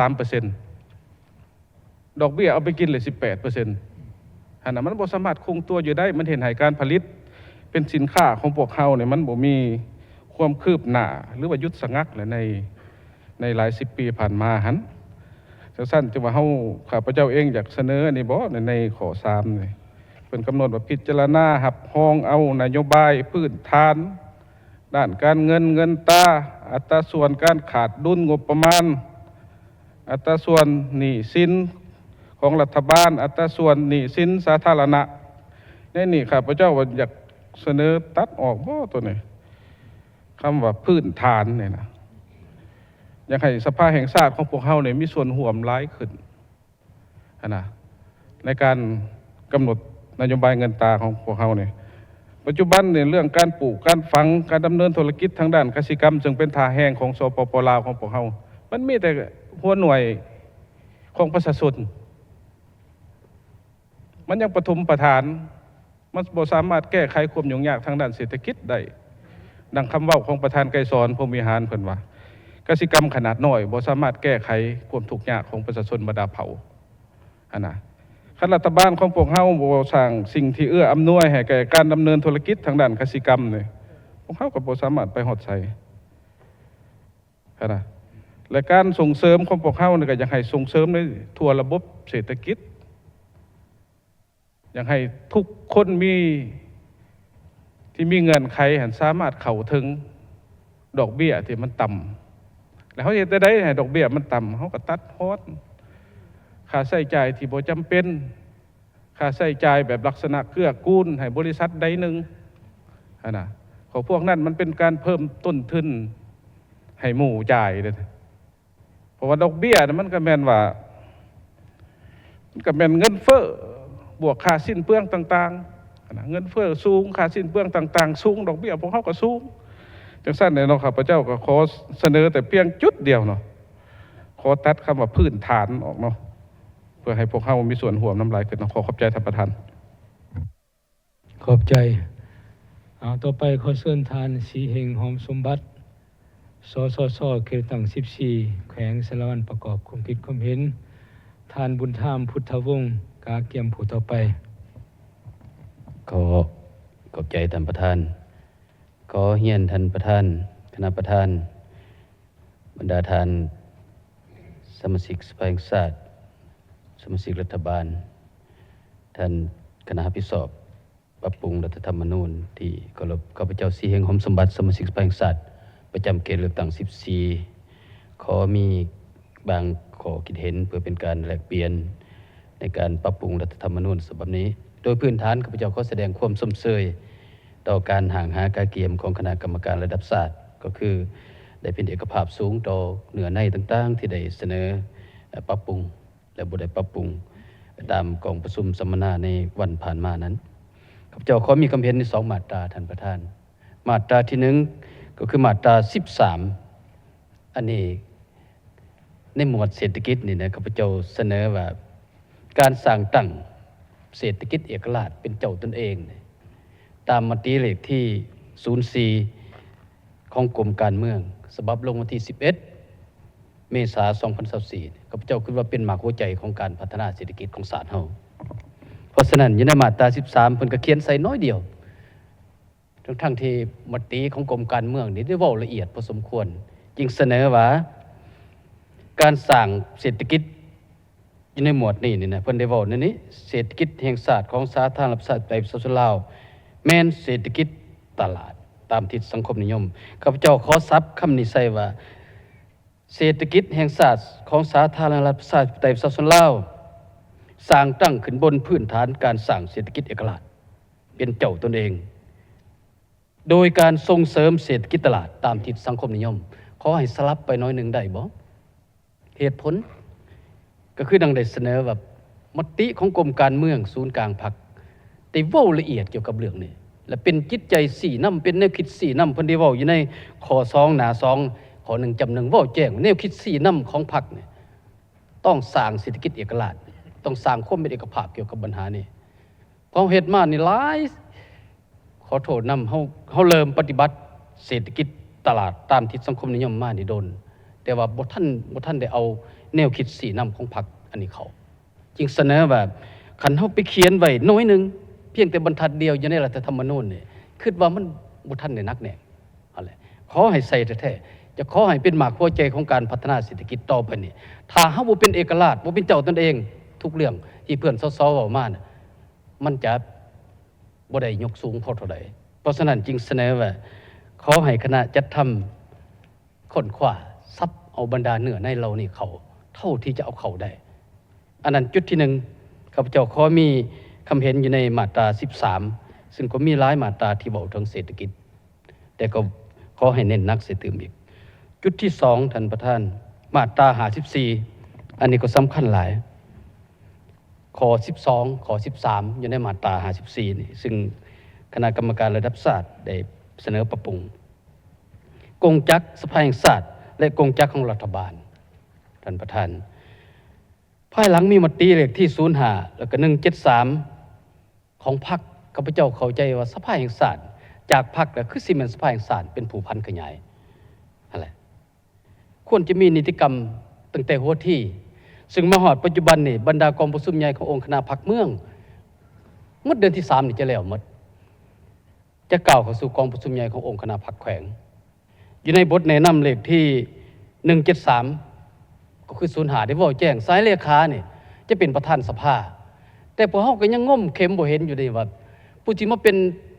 ห้องประธานสภาผู้ประจำการแม่นไผพออยู่ในคณะประจำพรรคเมืองนี่บ่มีแล้วมีแต่เลขาเป็นประธานหัวหน้าคณะสสคประจำเมืองห้องเลขามีอย่างอื่นๆเขาก็มีแผนซับซ้อนไปแล้วไผเลยสิมาช่วยเวียกสายเลขาผู้เป็นเลขาพรรคเมืองเป็นประธานสภาเมืองคันแขวงก็เช่นเดียวกันพวกเฮาบ่ถึงอันนี้เป็นประธานสภาไผสิไปเป็นผู้ประจำการเพราะเลขานี่อยู่ห้องว่าการแขวงพุ่นเด้เลยเป็นนั่นเพราะฉะนั้นจิตใจนี่อยากเสนอแบบภายหลังที่พรรคมีมติแล้วเนี่ยอยู่ในข้อที่12ข้อที่13อยากให้เว้าแจ้งแบบกงจักรของสภาเนี่ยต้องถูกเสนอเลยครับหับห้องแต่หัวที่โลดเฮาเสียเข้าถึงแนวใดเพื่อให้เฮาได้หับห้องแต่หัวที่จึงจะเฮ็ดให้มติต่างๆของรัฐเนี่ยได้รับการหับห้องมาเบิ่งอยู่ในกฎหมายถึงเราจะขนขวดต่อไปเนี่ยก็จะได้เว้าแจ้งอยู่ในเวียกของรัฐบาลองค์การปกครองท้องถิ่นรวมทั้งกฎหมายบ่ด้วยรัฐกรแต่ว่ากฎหมายบ่ด้วยสภาที่เฮานี่ บ่ทันได้บอกถึงเรื่องนี้ขอมีบางข้อคิดเห็นขึ้นในนั้นท่านประธานขอขอบใจขอบใจต่อไปขอเชิญท่านบุญธรรมพุทธวงศ์สสสเขต1นครหลวงเวียงจันทน์ท่านท่องไสอินแสงกาเกียมผู้ต่อไปขอเรียนท่านประธานบรรดาท่านในคณะประธานที่เคารพนับถืออย่างสูงขอเรียนบรรดาท่านสมาชิกรัฐบาลบรรดาท่านคณะพิชอบทางเนื้อในของการปรับปรุงรัฐธรรมนูญบรรดาท่านสมาชิกสภาแห่งชาติที่เคารพทั้งหลายข้าพเจ้าบุญธรรมพุทธวงศาสมาชิกสภาแห่งชาติประจำเขตเลือกตั้งนครหลวงเวียงจันทน์ขออนุญาตมีคำเพียรบางกิจใจเพื่อประกอบส่วนเข้าในการปรับปรุงรัฐธรรมนูญครั้งนี้นะซึ่งพื้นฐานแล้วข้าพเจ้าสุดที่สนับสนุนแล้วก็ปลื้มปิตินำการปรับปรุงรัฐธรรมนูญในครั้งนี้นะพิเศษสุดเลยมันมีหลายมาตราปรับปรุงแล้วเฮ็ดให้เกิดความว่าสมบูรณ์แล้วก็เฮ็ดให้เกิดมีความรู้สึกว่าวงคณะญาณแห่งชาติเรานี้เนาะบ่สามารถตัดแยกออกจากกันได้ว่าจะอยู่ภายในและต่างประเทศอันนี้เป็นมาตราที่ประทับใจข้าพเจ้าที่สุดแต่ใดก็ตามข้าพเจ้าอยากมีคำเห็นและเปลี่ยนตืมเนาะบางมาตราแต่ก็บ่เป็นลักษณะแบบคัดค้านขัดแย้งทางเนื้อไหนแต่ว่าอยากให้เบิ่งคืนบนว่าการกวดกาบรรณาธิการเรียบเรียงคืนคำศัพท์ประโยคนั้นเป็นต้นเป็นมาตราที่36นี่ประธานแล้วข้าพเจ้าอยากขออนุญาตอ่านและก็ขออนุญาตซับซ้อนเนาะตามทัศนะส่วนตัวแม่นพลเมืองลาวโดยบ่จำแนกนี่ข้าพเจ้าก็สนับสนุนนะบ่เห็นบรรดาท่านผู้แทนแล้วว่าควรเว้ารวมมันเป็นเพศบ่จำแนกเพศท่านจะเหมาะสมกว่าบ่เนาะเฮาบ่จะเป็นว่าเพศหญิงเพศชายนะบางเทื่อมันก็บ่มีแต่2เพศนี่ได้ท่านประธานปัจจุบันนี่ได้โลกทันสมัยหลายแปลงเป็นเพศใหม่ก็มีอีกแล้วนี่ดังนั้นขอให้ว่าเพศบ่จำแนกเพศแล้วก็บ่ลืมว่าเผ่าเนาะเพราะก็ดูอยู่นี่บ่มีเผ่าภาคเขาถือสำคัญที่สุดเป็นความสามัคคีบรรดาชนเผ่าแต่เฮาบ่ใส่อยู่ในรัฐธรรมนูญฉบับนี้ควรใส่บ่จำแนกเพศเผ่าเสื้อชาติศาสนาระดับการศึกษาความเชื่อถือและฐานะสังคมตัวนี้ข้าพเจ้าคิดว่ามันจะเรียบเรียงไปตามที่เขาเขียนเขาก่อประวัติต่างๆเขาก็เขียนในนี้เนาะเพศเผ่าเสื้อชาติศาสนาเหตุผลว่าเสื้อชาตินี้ท่านประธานนะมีหลายเสื้อชาติที่เป็นสัญชาติลาวก็มีหลายได้ดัง ฉะนั้นเขาต้องได้เบิ่งว่ามันมีทั้งเสื้อชาติหมายก็ให้ความเสมอภาคอยู่นั่นนะนี่ข้าพเจ้าขอมีความเห็นในนั้นนะวันนี้สำหรับอยู่หมวดที่8สภาท้องถิ่นนี้ท่านประธานโดยรวมแล้วก็สนับสนุนตามคำเห็นของมวลผู้แทนนี่ก็ข้าพเจ้าก็เห็นดีนำได้ว่าอยากให้ทบทวนเลยนะคณะกรรมการเนื้อในอยากให้ทบทวนตื้มเนาะเพราะว่าอิงใส่กฎหมายว่าด้วยสภาแห่งชาติกฎหมายว่าด้วยสภาประชาชนแขวงผ่านมานี้นะก็เห็นว่าสภาแห่งชาติกับสภาประชาชนแขวงก็คือสภาท้องถิ่นที่เราจะเอิ้นต่อไปนี้มันมีความเป็นเอกราชของมันทางด้านอำนาจสิทธิ์ข้าพเจ้าคิดว่าเนาะมาเบิ่งในแง่ของอำนาจสิทธิ์นั่นแล้วข้าพเจ้าคิดว่าสภาประชาชนท้องถิ่นมันก็มีสภาประชาชนแขวงสภาประชาชนเมืองหรืออาจจะมีสภาประชาชนตะแสงในตอนนั้นข้าพเจ้าคิดว่าภาระบทบาทที่ตั้งด้วยอำนาจสิทธิ์ควรจะเป็นสภาท้องถิ่นมีสิทธิ์แต่งตั้งหลายกว่าข้าพเจ้าคิดว่าได้เนาะส่วนว่า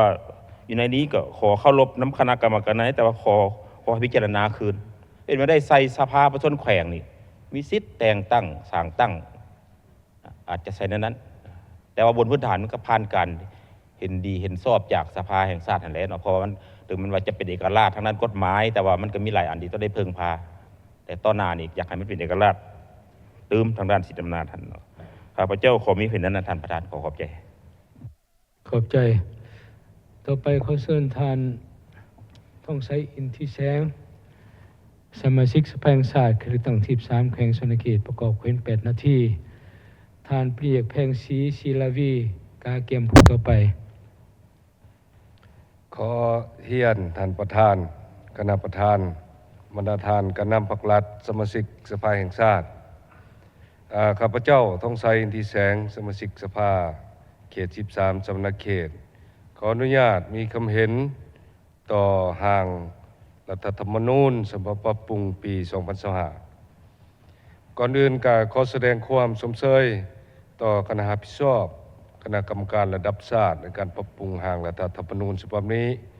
และก็เอกภาพต่อห่างบทเสนอเหตุผลความจำเป็นและต่อห่างของรัฐธรรมนูญปี2025และเพื่อเป็นการประกอบส่วนปรับปรุงเหตุให้ห่างรัฐธรรมนูญดังกล่าวมีความสมบูรณ์ในนามฐานะเป็นตัวแทนแห่งสิทธิและผลประโยชน์ของประชาชนบรรดาเผ่าชาวแขวงชนเขตนี้จะขอมีคำเห็นลงลึกบางจุดคือดังนี้อันที่หนึ่งจุดที่1มาตรา13ต่อคำศัพท์คำว่าเอกลักษณ์เฉพาะต่อคำศัพท์ดังกล่าวนี้เนาะเพื่อให้หัดกุ้มตืมข้าพเจ้าขอตืมใส่ทั้งท้ายว่าเอกลักษณ์เฉพาะของท้องถิ่นเนาะเพราะว่าทั้งหน้ามีภูมิปัญญาแล้วเนาะเพราะว่าถ้าหากว่าเฮาเว้าเอกลักษณ์เฉพาะมันก็ต้องได้มีการเจาะจงเป้าหมายเนาะอันนั้นแม่นจุดที่1และจุดที่2มาตรา59เกี่ยวกับมติของกองประชุมสภาแห่งชาติอยู่ในห่างนี่เพิ่นกำหนดว่าจะมีคุณค่าได้ก็ต่อเมื่อได้รับคะแนนเสียงหลายกว่าครึ่งหนึ่งและอยู่ในห่างมาตรานี้ก็เพิ่นก็กำหนดว่ายกเว้นกรณีมาตรา55มาตรา67มาตรา69และ121แต่ผ่านการกวดกาเบิ่งแล้วเนาะเห็นว่าเรื่องมาตรา55นี้แม่นเกี่ยวกับการกำหนดวันเลือกตั้งและระยะการเลือกตั้งอันนี้ข้าพเจ้าคิดว่าในมติของสภาพลศักดิ์สิทธิ์จะมีคุณค่านี่พวกเฮาบ่ได้ลงคะแนนอันนี้เนาะเสนอคำว่าอยากให้ตัดออกเนาะในมาตรา55ที่เพิ่นโอนมาใส่นี้และประเด็นที่2นี้เกี่ยวกับสัดส่วนในการรับรองเอาการนำขั้นสูงประธานประเทศท่านนายกหรือว่ากงจักรบุคลากรของสภาก็ดีในสัดส่วนนี่ข้าพเจ้าคิดว่าอยากให้กำหนดเอา2/3เพราะว่ารัฐธรรมนูญของพวกเฮาที่เว้ากันมื้อนี้ก็แม่นคะแนนเสียงต้อง2/3จึงรับรองได้และเหตุผลเป็นหยังเพราะว่า บุคลากรก็คือกองจักรก็ต้องมาจะตั้งปฏิบัติหน้าที่เวียกงานในการรับใช้ชาติรับใช้ประชาชนนี้จะต้องได้รับความนิยมสมชอบ2/3ขึ้นไปจึงจะรับประกันให้แก่การพัฒนาเนาะ และนอกจากนั้นในภาครัฐบาลนี่ก็เสนอให้กำหนดใส่ว่ารัฐบาลจะต้องได้รับคะแนนเสียงจากกองประชุม2/3คือกันเนาะอันนี้ให้คล้ายๆคือกันกับภาคประธานประเทศเนาะอันนี้ข้าพเจ้าขอมีคำเห็นอยู่2 จุดคือในนั้นขอขอบใจท่านประธาน ขอขอบใจ ต่อไปขอเชิญท่านปรีเอกเพ่งศรีศิลวีเชิญมีคอมเมนต์เอา เรียนท่านประธานคณะประธานสภาแห่งชาติที่เคารพนับถืออย่างสูงเรียนบรรดาทานกันนำพรรครัฐอดีตกันนำพรรครัฐที่เคารพบรรดาทานสมาชิกสภาแห่งชาติที่เคารพท่านยิ่งท่านชายที่นับถือข้าพเจ้าชื่อเพ่งศรีศิลวีสมาชิกสภาแห่งชาติเขตเลือกตั้งที่16แขวงเสกองขอมีคำเห็นผ่านการหับพังการเสนอของท่านศาสตราจารย์ปริญญาเอกเจริญยโปเฮอคณะประจำห้องประธานสภาแห่งชาติได้เสนอรายงานเนื้อในปรับปรุงรัฐธรรมนูญและก็คำเห็นของบรรดาทานสมาชิกสภาแห่งชาติก็คือทำจ้อจีมของท่านประธานพื้นฐานข้าพเจ้าก็เห็นดีเป็นเอกภาพสูงต่อกับเนื้อในมาตราที่มีการปรับปรุงและเคารพคำคิดเห็นของบรรดาทานสมาชิกสภาแห่งชาติที่ได้มีเห็นผ่านไปนั้นแต่ในระก็ตามเพื่อได้ประกอบส่วนและก็ได้ค้นคว้าอ่านวิเคราะห์วิจัยตัวรัฐธรรมนูญสุดนี้เป็นเพราะว่านิติกรรมก็เป็นนิติกรรมสูงสุดของสปปลาวเป็นกฎหมายต้นฉบับทั้งแม่นเป็นกฎหมายแม่คือได้เว้ากันหลายๆเถื่อมาผ่านมาฮั่นข้าพเจ้าขอมีคำเห็นบ้างในดังนี้ปัญหาที่1ข้าพเจ้ามีคำเห็นใส่มาตรา11ในมาตรา11นี่ก็ได้เว้าแจ้งแล้วนะเป็นมาตราไม้พื้นแผ่นดินอันกว้างถ่วนของสาธารณรัฐประชาชนลาวประชาชนเป็นสิ่งที่แสนเคารพรักและองค์แหนซึ่งบ่มีไผล่วงล้ำได้อย่างเด็ดขาดอันนี้เป็นกับภาพสูงเหนือในตัววรรคที่2ต่อมานี้การกระทำที่เป็นการต้านครับเจ้าอย่าขอตื่มใส่ว่าเป็นการต้านการใส่ร้ายการดูหมิ่นการประมาทความเป็นเอกราชอำนาจความเป็นเอกภาพของพื้นแผ่นดินถ่วนต้องได้ถือลงโทษอันนี้เฮาก็เห็นไกลๆเคียงๆบางเทื่อก็เว้าเนี่ยน่ะแนวนี้ประมาทนะประมาทคนลาวนะต้องจัดการอันที่2นี้ในมาตรา41นี่เว้าถึงมาตรา37นี่มันก็เขียนเป็นเอกภาพแหละแต่ว่ายังจะตกอยู่หน่อยนึงคณะจัดพิมพ์นี้ ตัวอย่างว่าพลเมืองมีอายุแต่18ปีขึ้นไปมีสิทธิ์ปนบัตรเลือกตั้งปีขึ้นไปต้องมีสิทธิ์สมัครรับเลือกตั้งเว้นเสียแต่เป็นใบเป็นบ้านี่แต่ตัวใบนี่ข้าพเจ้าตื่นใส่ใบบ้าเสียจิตอันนึงโค้งมันเบาได้นั่นเด้ถูกใบนี่ก็บ่ได้ไปเป็นอันนั้นลงสมัครปากกึกนะต้องถึกศาลหรือว่าถึกศาลตัดสินก็ถึกแล้วอันนี้ต่อมานี้มาตรา41นี่ข้าพเจ้าอยากมีคำเห็นว่าพลเมืองลาวมีสิทธิ์เสรีภาพเสรีนี่หรือตัดออกเลยบ่เสรีภาพอันผ่านมานี่แนวนั้นบ่หมู่จังยกใหญ่ไปตั้งภูมิลำเนาอยู่ห้วยไปเขาก็ขึ้นไปอยู่บนป่าบนดงดิบขึ้นไปหมดวิเสรีภาพเดี๋ยวบ่ใส่ว่าอยากใส่ว่าพลเมืองลาวมีสิทธิ์ในการตั้งภูมิลำเนานี่ก็ได้แล้วนี่นะมีสิทธิ์ไปตั้งภูมิลำเนาโดยแม่นยังแม่น ตามที่ได้กฎหมายได้กำหนดไว้เสรีภาพนี่บางเทื่อก็เว้าเห็นบ่เสรีภาพนี่ตัวต่อมานี่แม่นหมดบ่อยากให้ใส่นี่ก็แลกจากละคนแลกเปลี่ยนเสรีภาพในการเชื่อถือนี่เสรีภาพในการปากเว้านี่เสรีเกินขอบเขตนะให้มีสิทธิ์ปากเว้าอยากมีทัศนะแนวนั้นส่วนมาตรา86นี่ก็อยากแลกเปลี่ยนแต่พื้นฐานก็เห็นดี86นี่คันเขียนแนวนี้นี่อาจจะบ้านนี่บ่มีซื้อ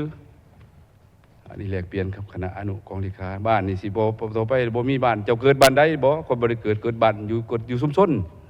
คงสิเป็นชุมชนในบ้านเพราะฉะนั้นเนี่ยคือเบิ่งน้อยหนึ่งสำหรับบ้านแม้นการจะตั้งชุมชนโดยมีการเลือกตั้งตามกฎหมายแต่ขอให้มีบ้านเจ้าน้อยหมอนี่เกิดบ้านใดบ่มีบ้านบ่มีแล้วบ้านเกิดบ่มีแต่ชุมชนอะเราะชุมชนอะหังชุมชนดักลูดักป้าเป็นสันนะมันกับบ่ถือว่าเพราะคนมันต้องมีบ้านมีเมืองมีแขวงดิอยากขอมีคำเห็นแลกเปลี่ยนต่อคณะอนุขณะนั้นขอขอบใจท่านประธาน ขอบใจต่อไปขอเชิญทานพลตรีสายใจกรมศิษย์ประกอบความเห็น8 นาทีทานศาสตราจารย์ปริยาคงคำส่วนวงศ์กาเกียมผู้ต่อไปเชิญ เจ้าขอบใจท่านประธานขอ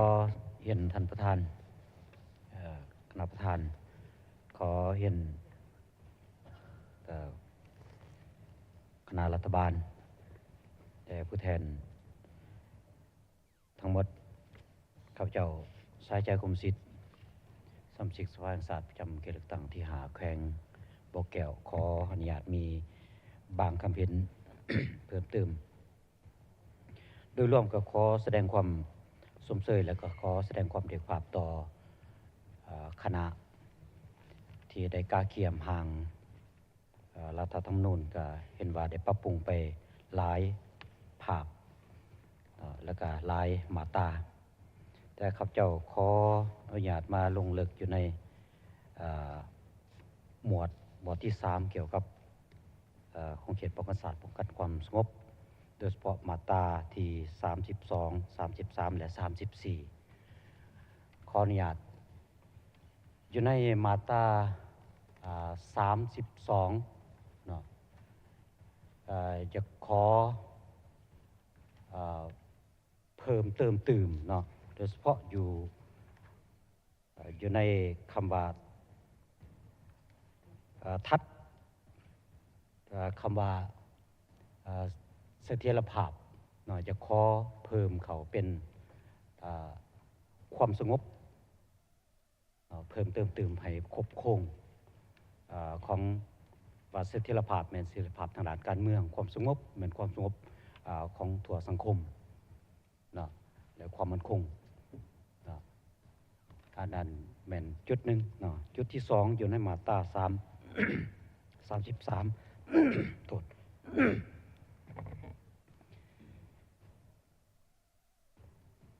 มาตรา33นี่เกี่ยวกับวรรคที่2เนาะอยู่ในวรรคที่2วรรคที่1ถือว่าได้ปรับปรุงแล้วเนาะวรรคที่2จะขอเพิ่มอยู่ในคำว่าประกอบพาหนะอาวุธยุทโธปกรณ์นี่ถือว่ายังเป็นคำศัพท์รวมเนาะขอมีว่าอาวุธยุทโธปกรณ์เนาะส่วนพาหนะอยากขอว่าเป็นวัตถุเทคนิคเนาะเทคโนโลยีและส่วนอุปกรณ์ขอออกเพราะว่าวัตถุเทคนิคนี่ถือว่าจะกวมเอาทางพาหนะแล้วเนาะอันนี้อยู่ในมาตรา33อยู่ในวรรค2เนาะมาตรา34อยู่ในวรรคที่2เนาะจะขอปรับปรุงเติมเนาะอยู่ในนี้ปอนว่าเข้าร่วมการสร้างสาและพัฒนาประเทศชาตินั้นจะขอว่าเข้าร่วมในการ ปกปักรักษาและสร้างสาประเทศศาสตร์เนาะเพราะว่าอันนี้เป็น2ยุทธศาสตร์ที่สำคัญที่พวกเราเคยเว้าแล้วก็ปะบ่ได้เนาะอยู่ในมาตรา3ขออนุญาตเติมมาตรา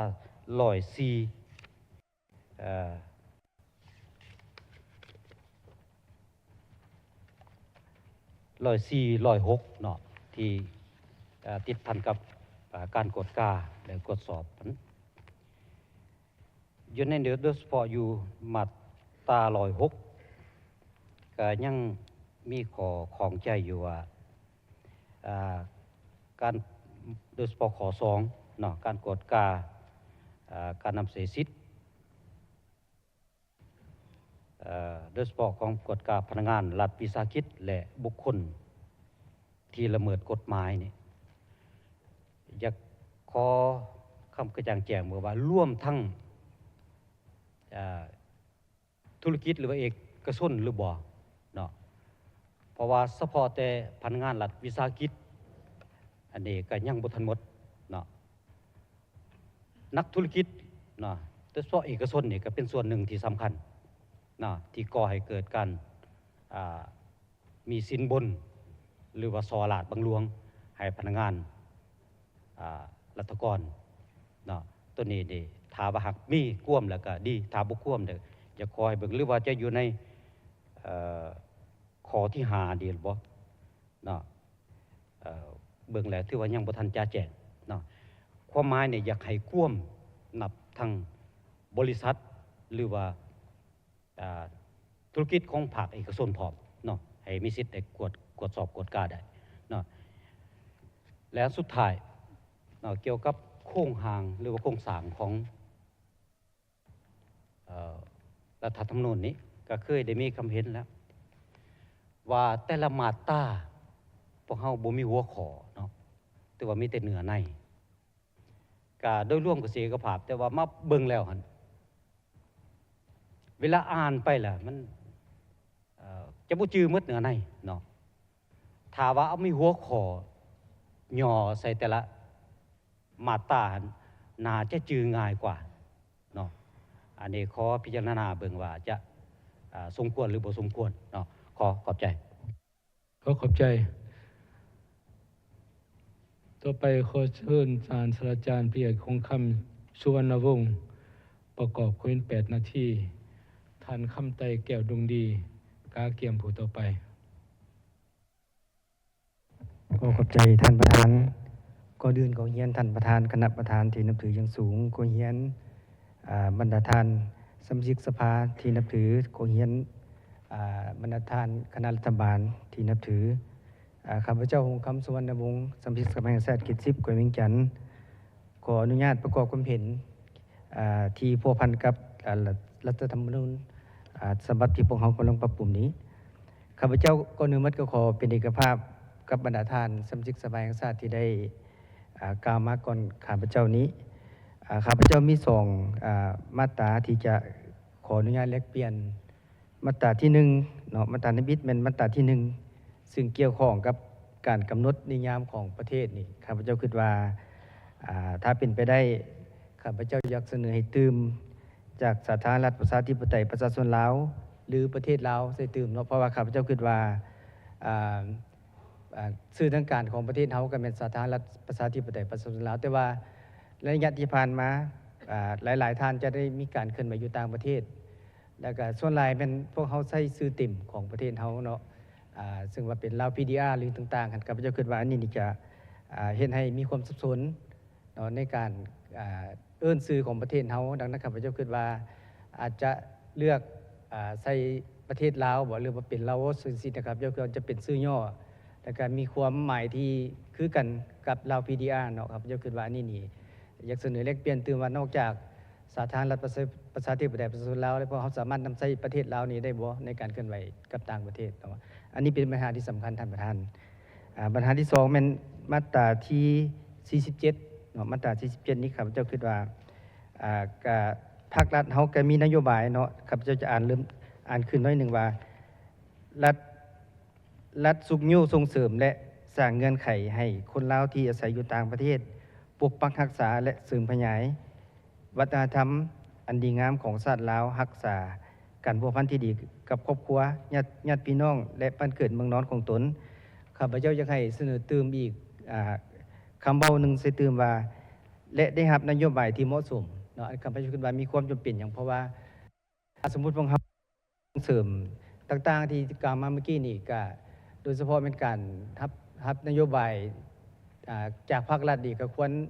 ระบุใส่เนาะระบุใส่แต่กับบทระบุละเอียดตื่มว่ามีอย่างใดเนาะข้าพเจ้าคิดว่าอันนี้ก็อาศัยจากประสบการณ์ที่ประเทศเพื่อนบ้านเขามีนโยบายที่ชัดเจนว่าเรื่องโดยเฉพาะเป็นเรื่องดินเนาะกรรมสิทธิ์ที่ดินนี้ซึ่งสามารถให้มีการดึงดูดการลงทุนเขาในประเทศหลายนี่ข้าพเจ้าคิดว่าจะเป็นการดึงดูดเนาะคนลาวที่อาศัยอยู่ต่างประเทศนะมีการพัฒนาลงทุนอยู่ประเทศเขาหลายขึ้นเนาะข้าพเจ้าขออนุญาตประกอบเห็นสองความเห็นดังกล่าวขอบใจท่านประธาน ขอบใจ ต่อไปขอเชิญท่านคำไตแก่นุ่งดีที่เราตั้งที่15ประกอบความเห็นท่านศรีสุนทรสอภาพมีไส้กาเกียมผู้ต่อไป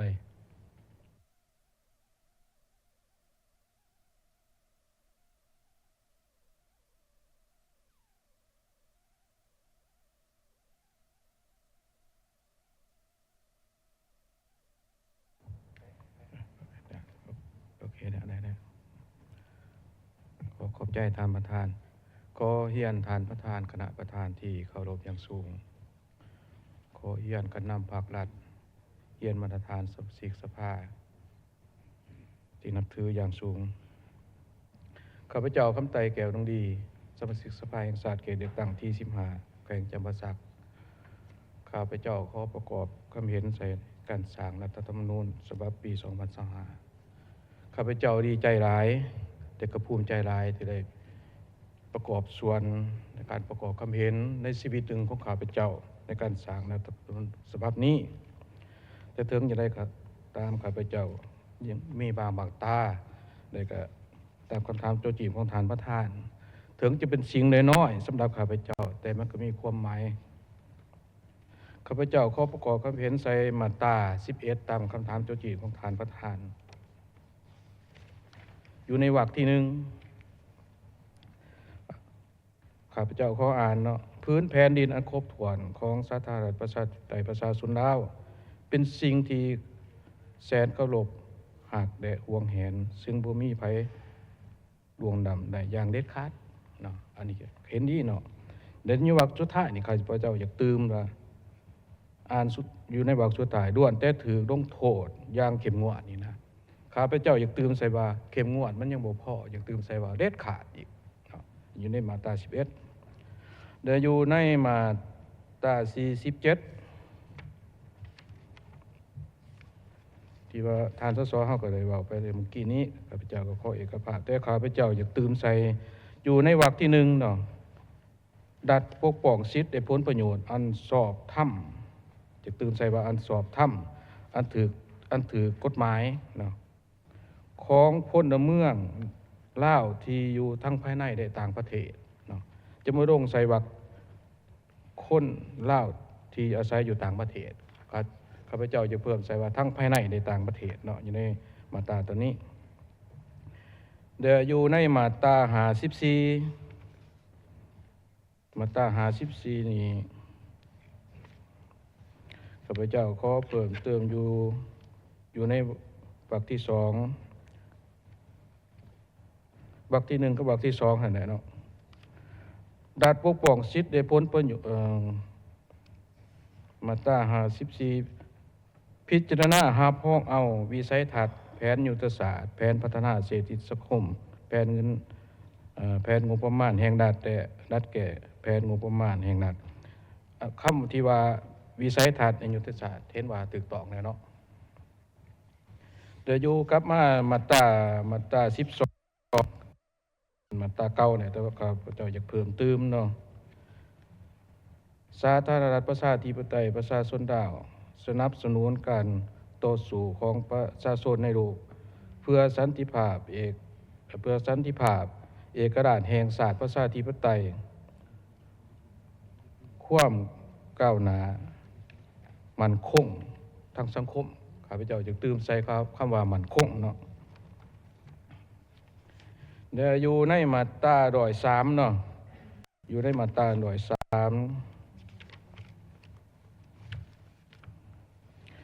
ข้าพเจ้าก็อยากตื่มใส่น้อยนึงแล้วก็ขออ่านเนาะการกวดการัฐเป็นการเคลื่อนไหวขององค์การกวดการัฐในการกวดกาการจัดตั้งปฏิบัตินโยบายกฎหมายเด้ประบทบาทสิทธิหน้าที่ความรับผิดชอบของการจัดตั้งรัฐเนาะอยู่ในเป็นใส่ว่าของการจัดตั้งจะซื้อข้าพเจ้าจะใส่ว่าของการจัดตั้งรัฐพนักงานบุคคลที่ประพฤติละเมิดกฎหมายข้าพเจ้าจะตื่มใส่อีกจุดหนึ่งเนาะและมาตรการแก้ไขตามรัฐธรรมนูญและกฎหมายจะตื่มใส่สิเนาะแต่ปัญหาสุดท้ายนี่ปัญหาสำคัญหลายท่านประธานก็เข้ารบต่อการประกอบความเห็นของบรรดาทานเนาะเว้าไปเมื่อกี้นี้อยู่ในสสเขต13เนาะเพิ่นได้เว้าถึงการดอกเบี้ยเงินกู้ปัจจุบันนี้มันเพิ่มสูงขึ้นนี่นะข้าพเจ้าอยากเสนอต่อฐานประธานและรัฐบาลยังให้คนขวาขึ้นตื่มเกี่ยวกับปัญหาตัวนี้เพราะว่าอยู่ในปี2003-2024เฮานี่ก็เห็นว่าดอกเบี้ย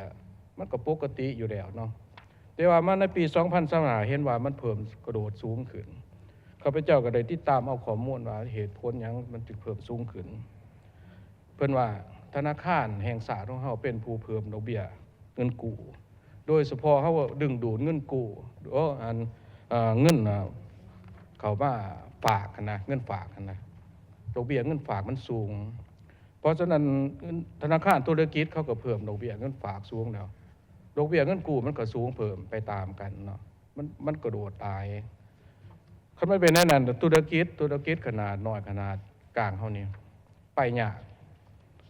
เนาะไปยากแล้วเดี๋ยวนี้มันสวนกันกับมติ04ของเฮาว่าการสร้างเอกราชเป็นเจ้าตนเองคันเป็นเจ้าตนเองแล้วธุรกิจขนาดน้อยขนาดกลางเขาสิเป็นเจ้าตนเองได้จะในการพัฒนาเศรษฐกิจสังคมของเจ้าการเฮ็ดธุรกิจนี่เงินดอกเบี้ยมันสูงเกินแท้ได้นี่14 15 18ก็มีแต่ธนาคารต่ำสุดมัน12 13แล้ว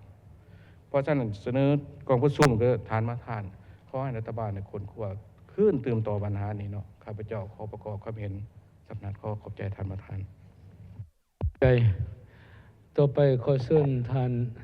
ศรีสุนทรโสภาพมิไซสสเขตเลือกตั้งที่2แขวงฝงสลี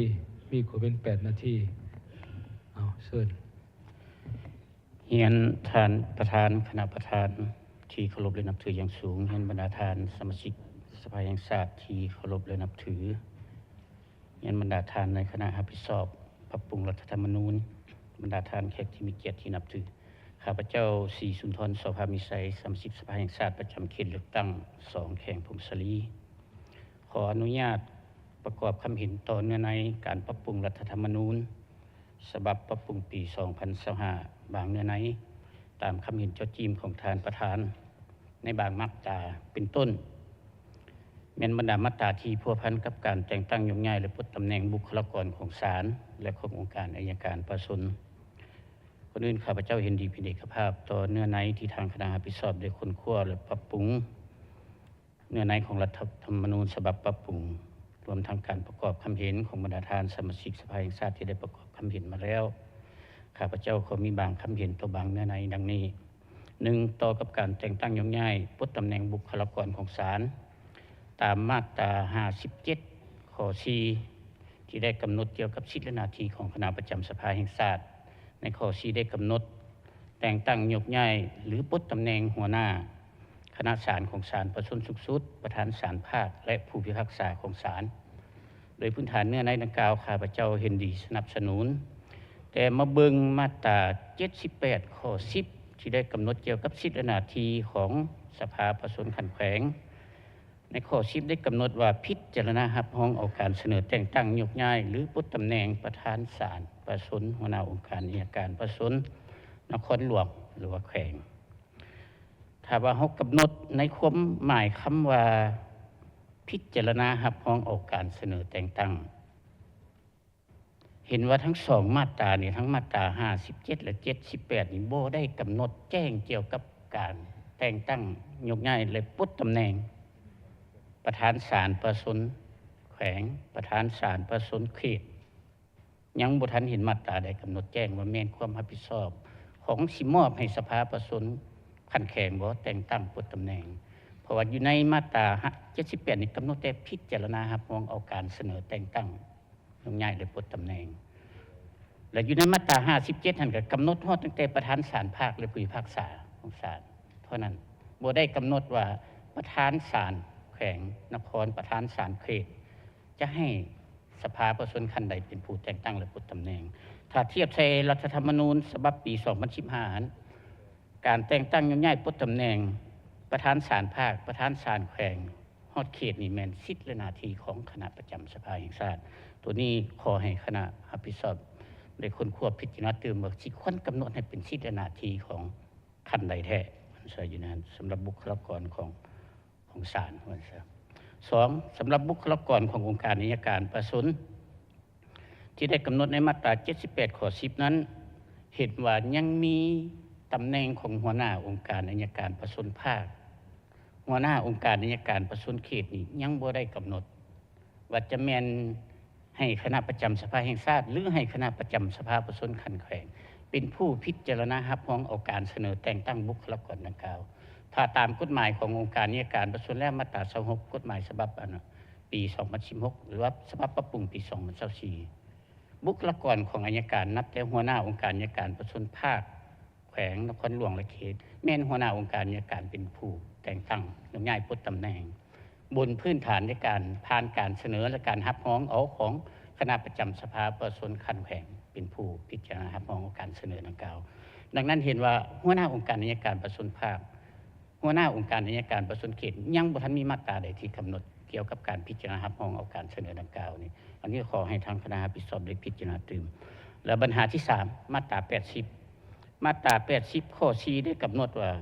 พิจารณารับรองเอาการเสนอแต่งตั้งคณะกรรมการอัยการประชาชนท้องถิ่น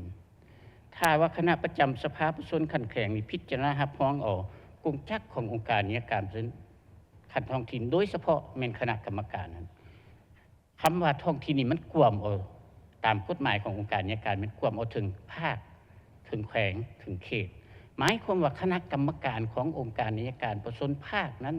ก็จะแม่นคณะประจำสภาประชาชนคันแขวงเป็นผู้พิจารณาตกลงทัศนะข้าพเจ้าเห็นว่านี่สำหรับคณะกรรมการขององค์การอัยการประชาชนภาคนี้ควรยกระดับขึ้นมาเป็นความรับผิดชอบของคณะประจำสภาแห่งชาติได้บ่เป็นผู้พิจารณารับรองเอาการเสนอแต่งตั้งคณะกรรมการขององค์การอัยการประชาชนภาครวมทั้งหัวหน้าองค์การอัยการประชาชนภาคขอให้ได้ผ่านการพิจารณารับรองออกจากคณะประจำสภาแห่งชาติถึงว่าเป็นหัวหน้าองค์การอัยการประชาชนสุดเป็นผู้แต่งตั้งยกย้ายและปลดตำแหน่งก็ตามครับเจ้าขอมีบางคำเห็นและเปลี่ยนนำคณะรับผิดชอบเรียนขอขอบใจท่านประธานขอขอบใจเป็นนั้นว่า กองประชุมตอนเช้ามื้อนี้เขาพวกเฮาก็มีทั้งหมดก็เกือบ19 50ท่านได้ประกอบความคิดความเห็นยังเหลือบรรดาท่านจำนวนหนึ่งนี้ตอนบ่ายจะต้องได้สืบต่อประกอบความเห็นตื่มอีกเป็นต้นก็นี้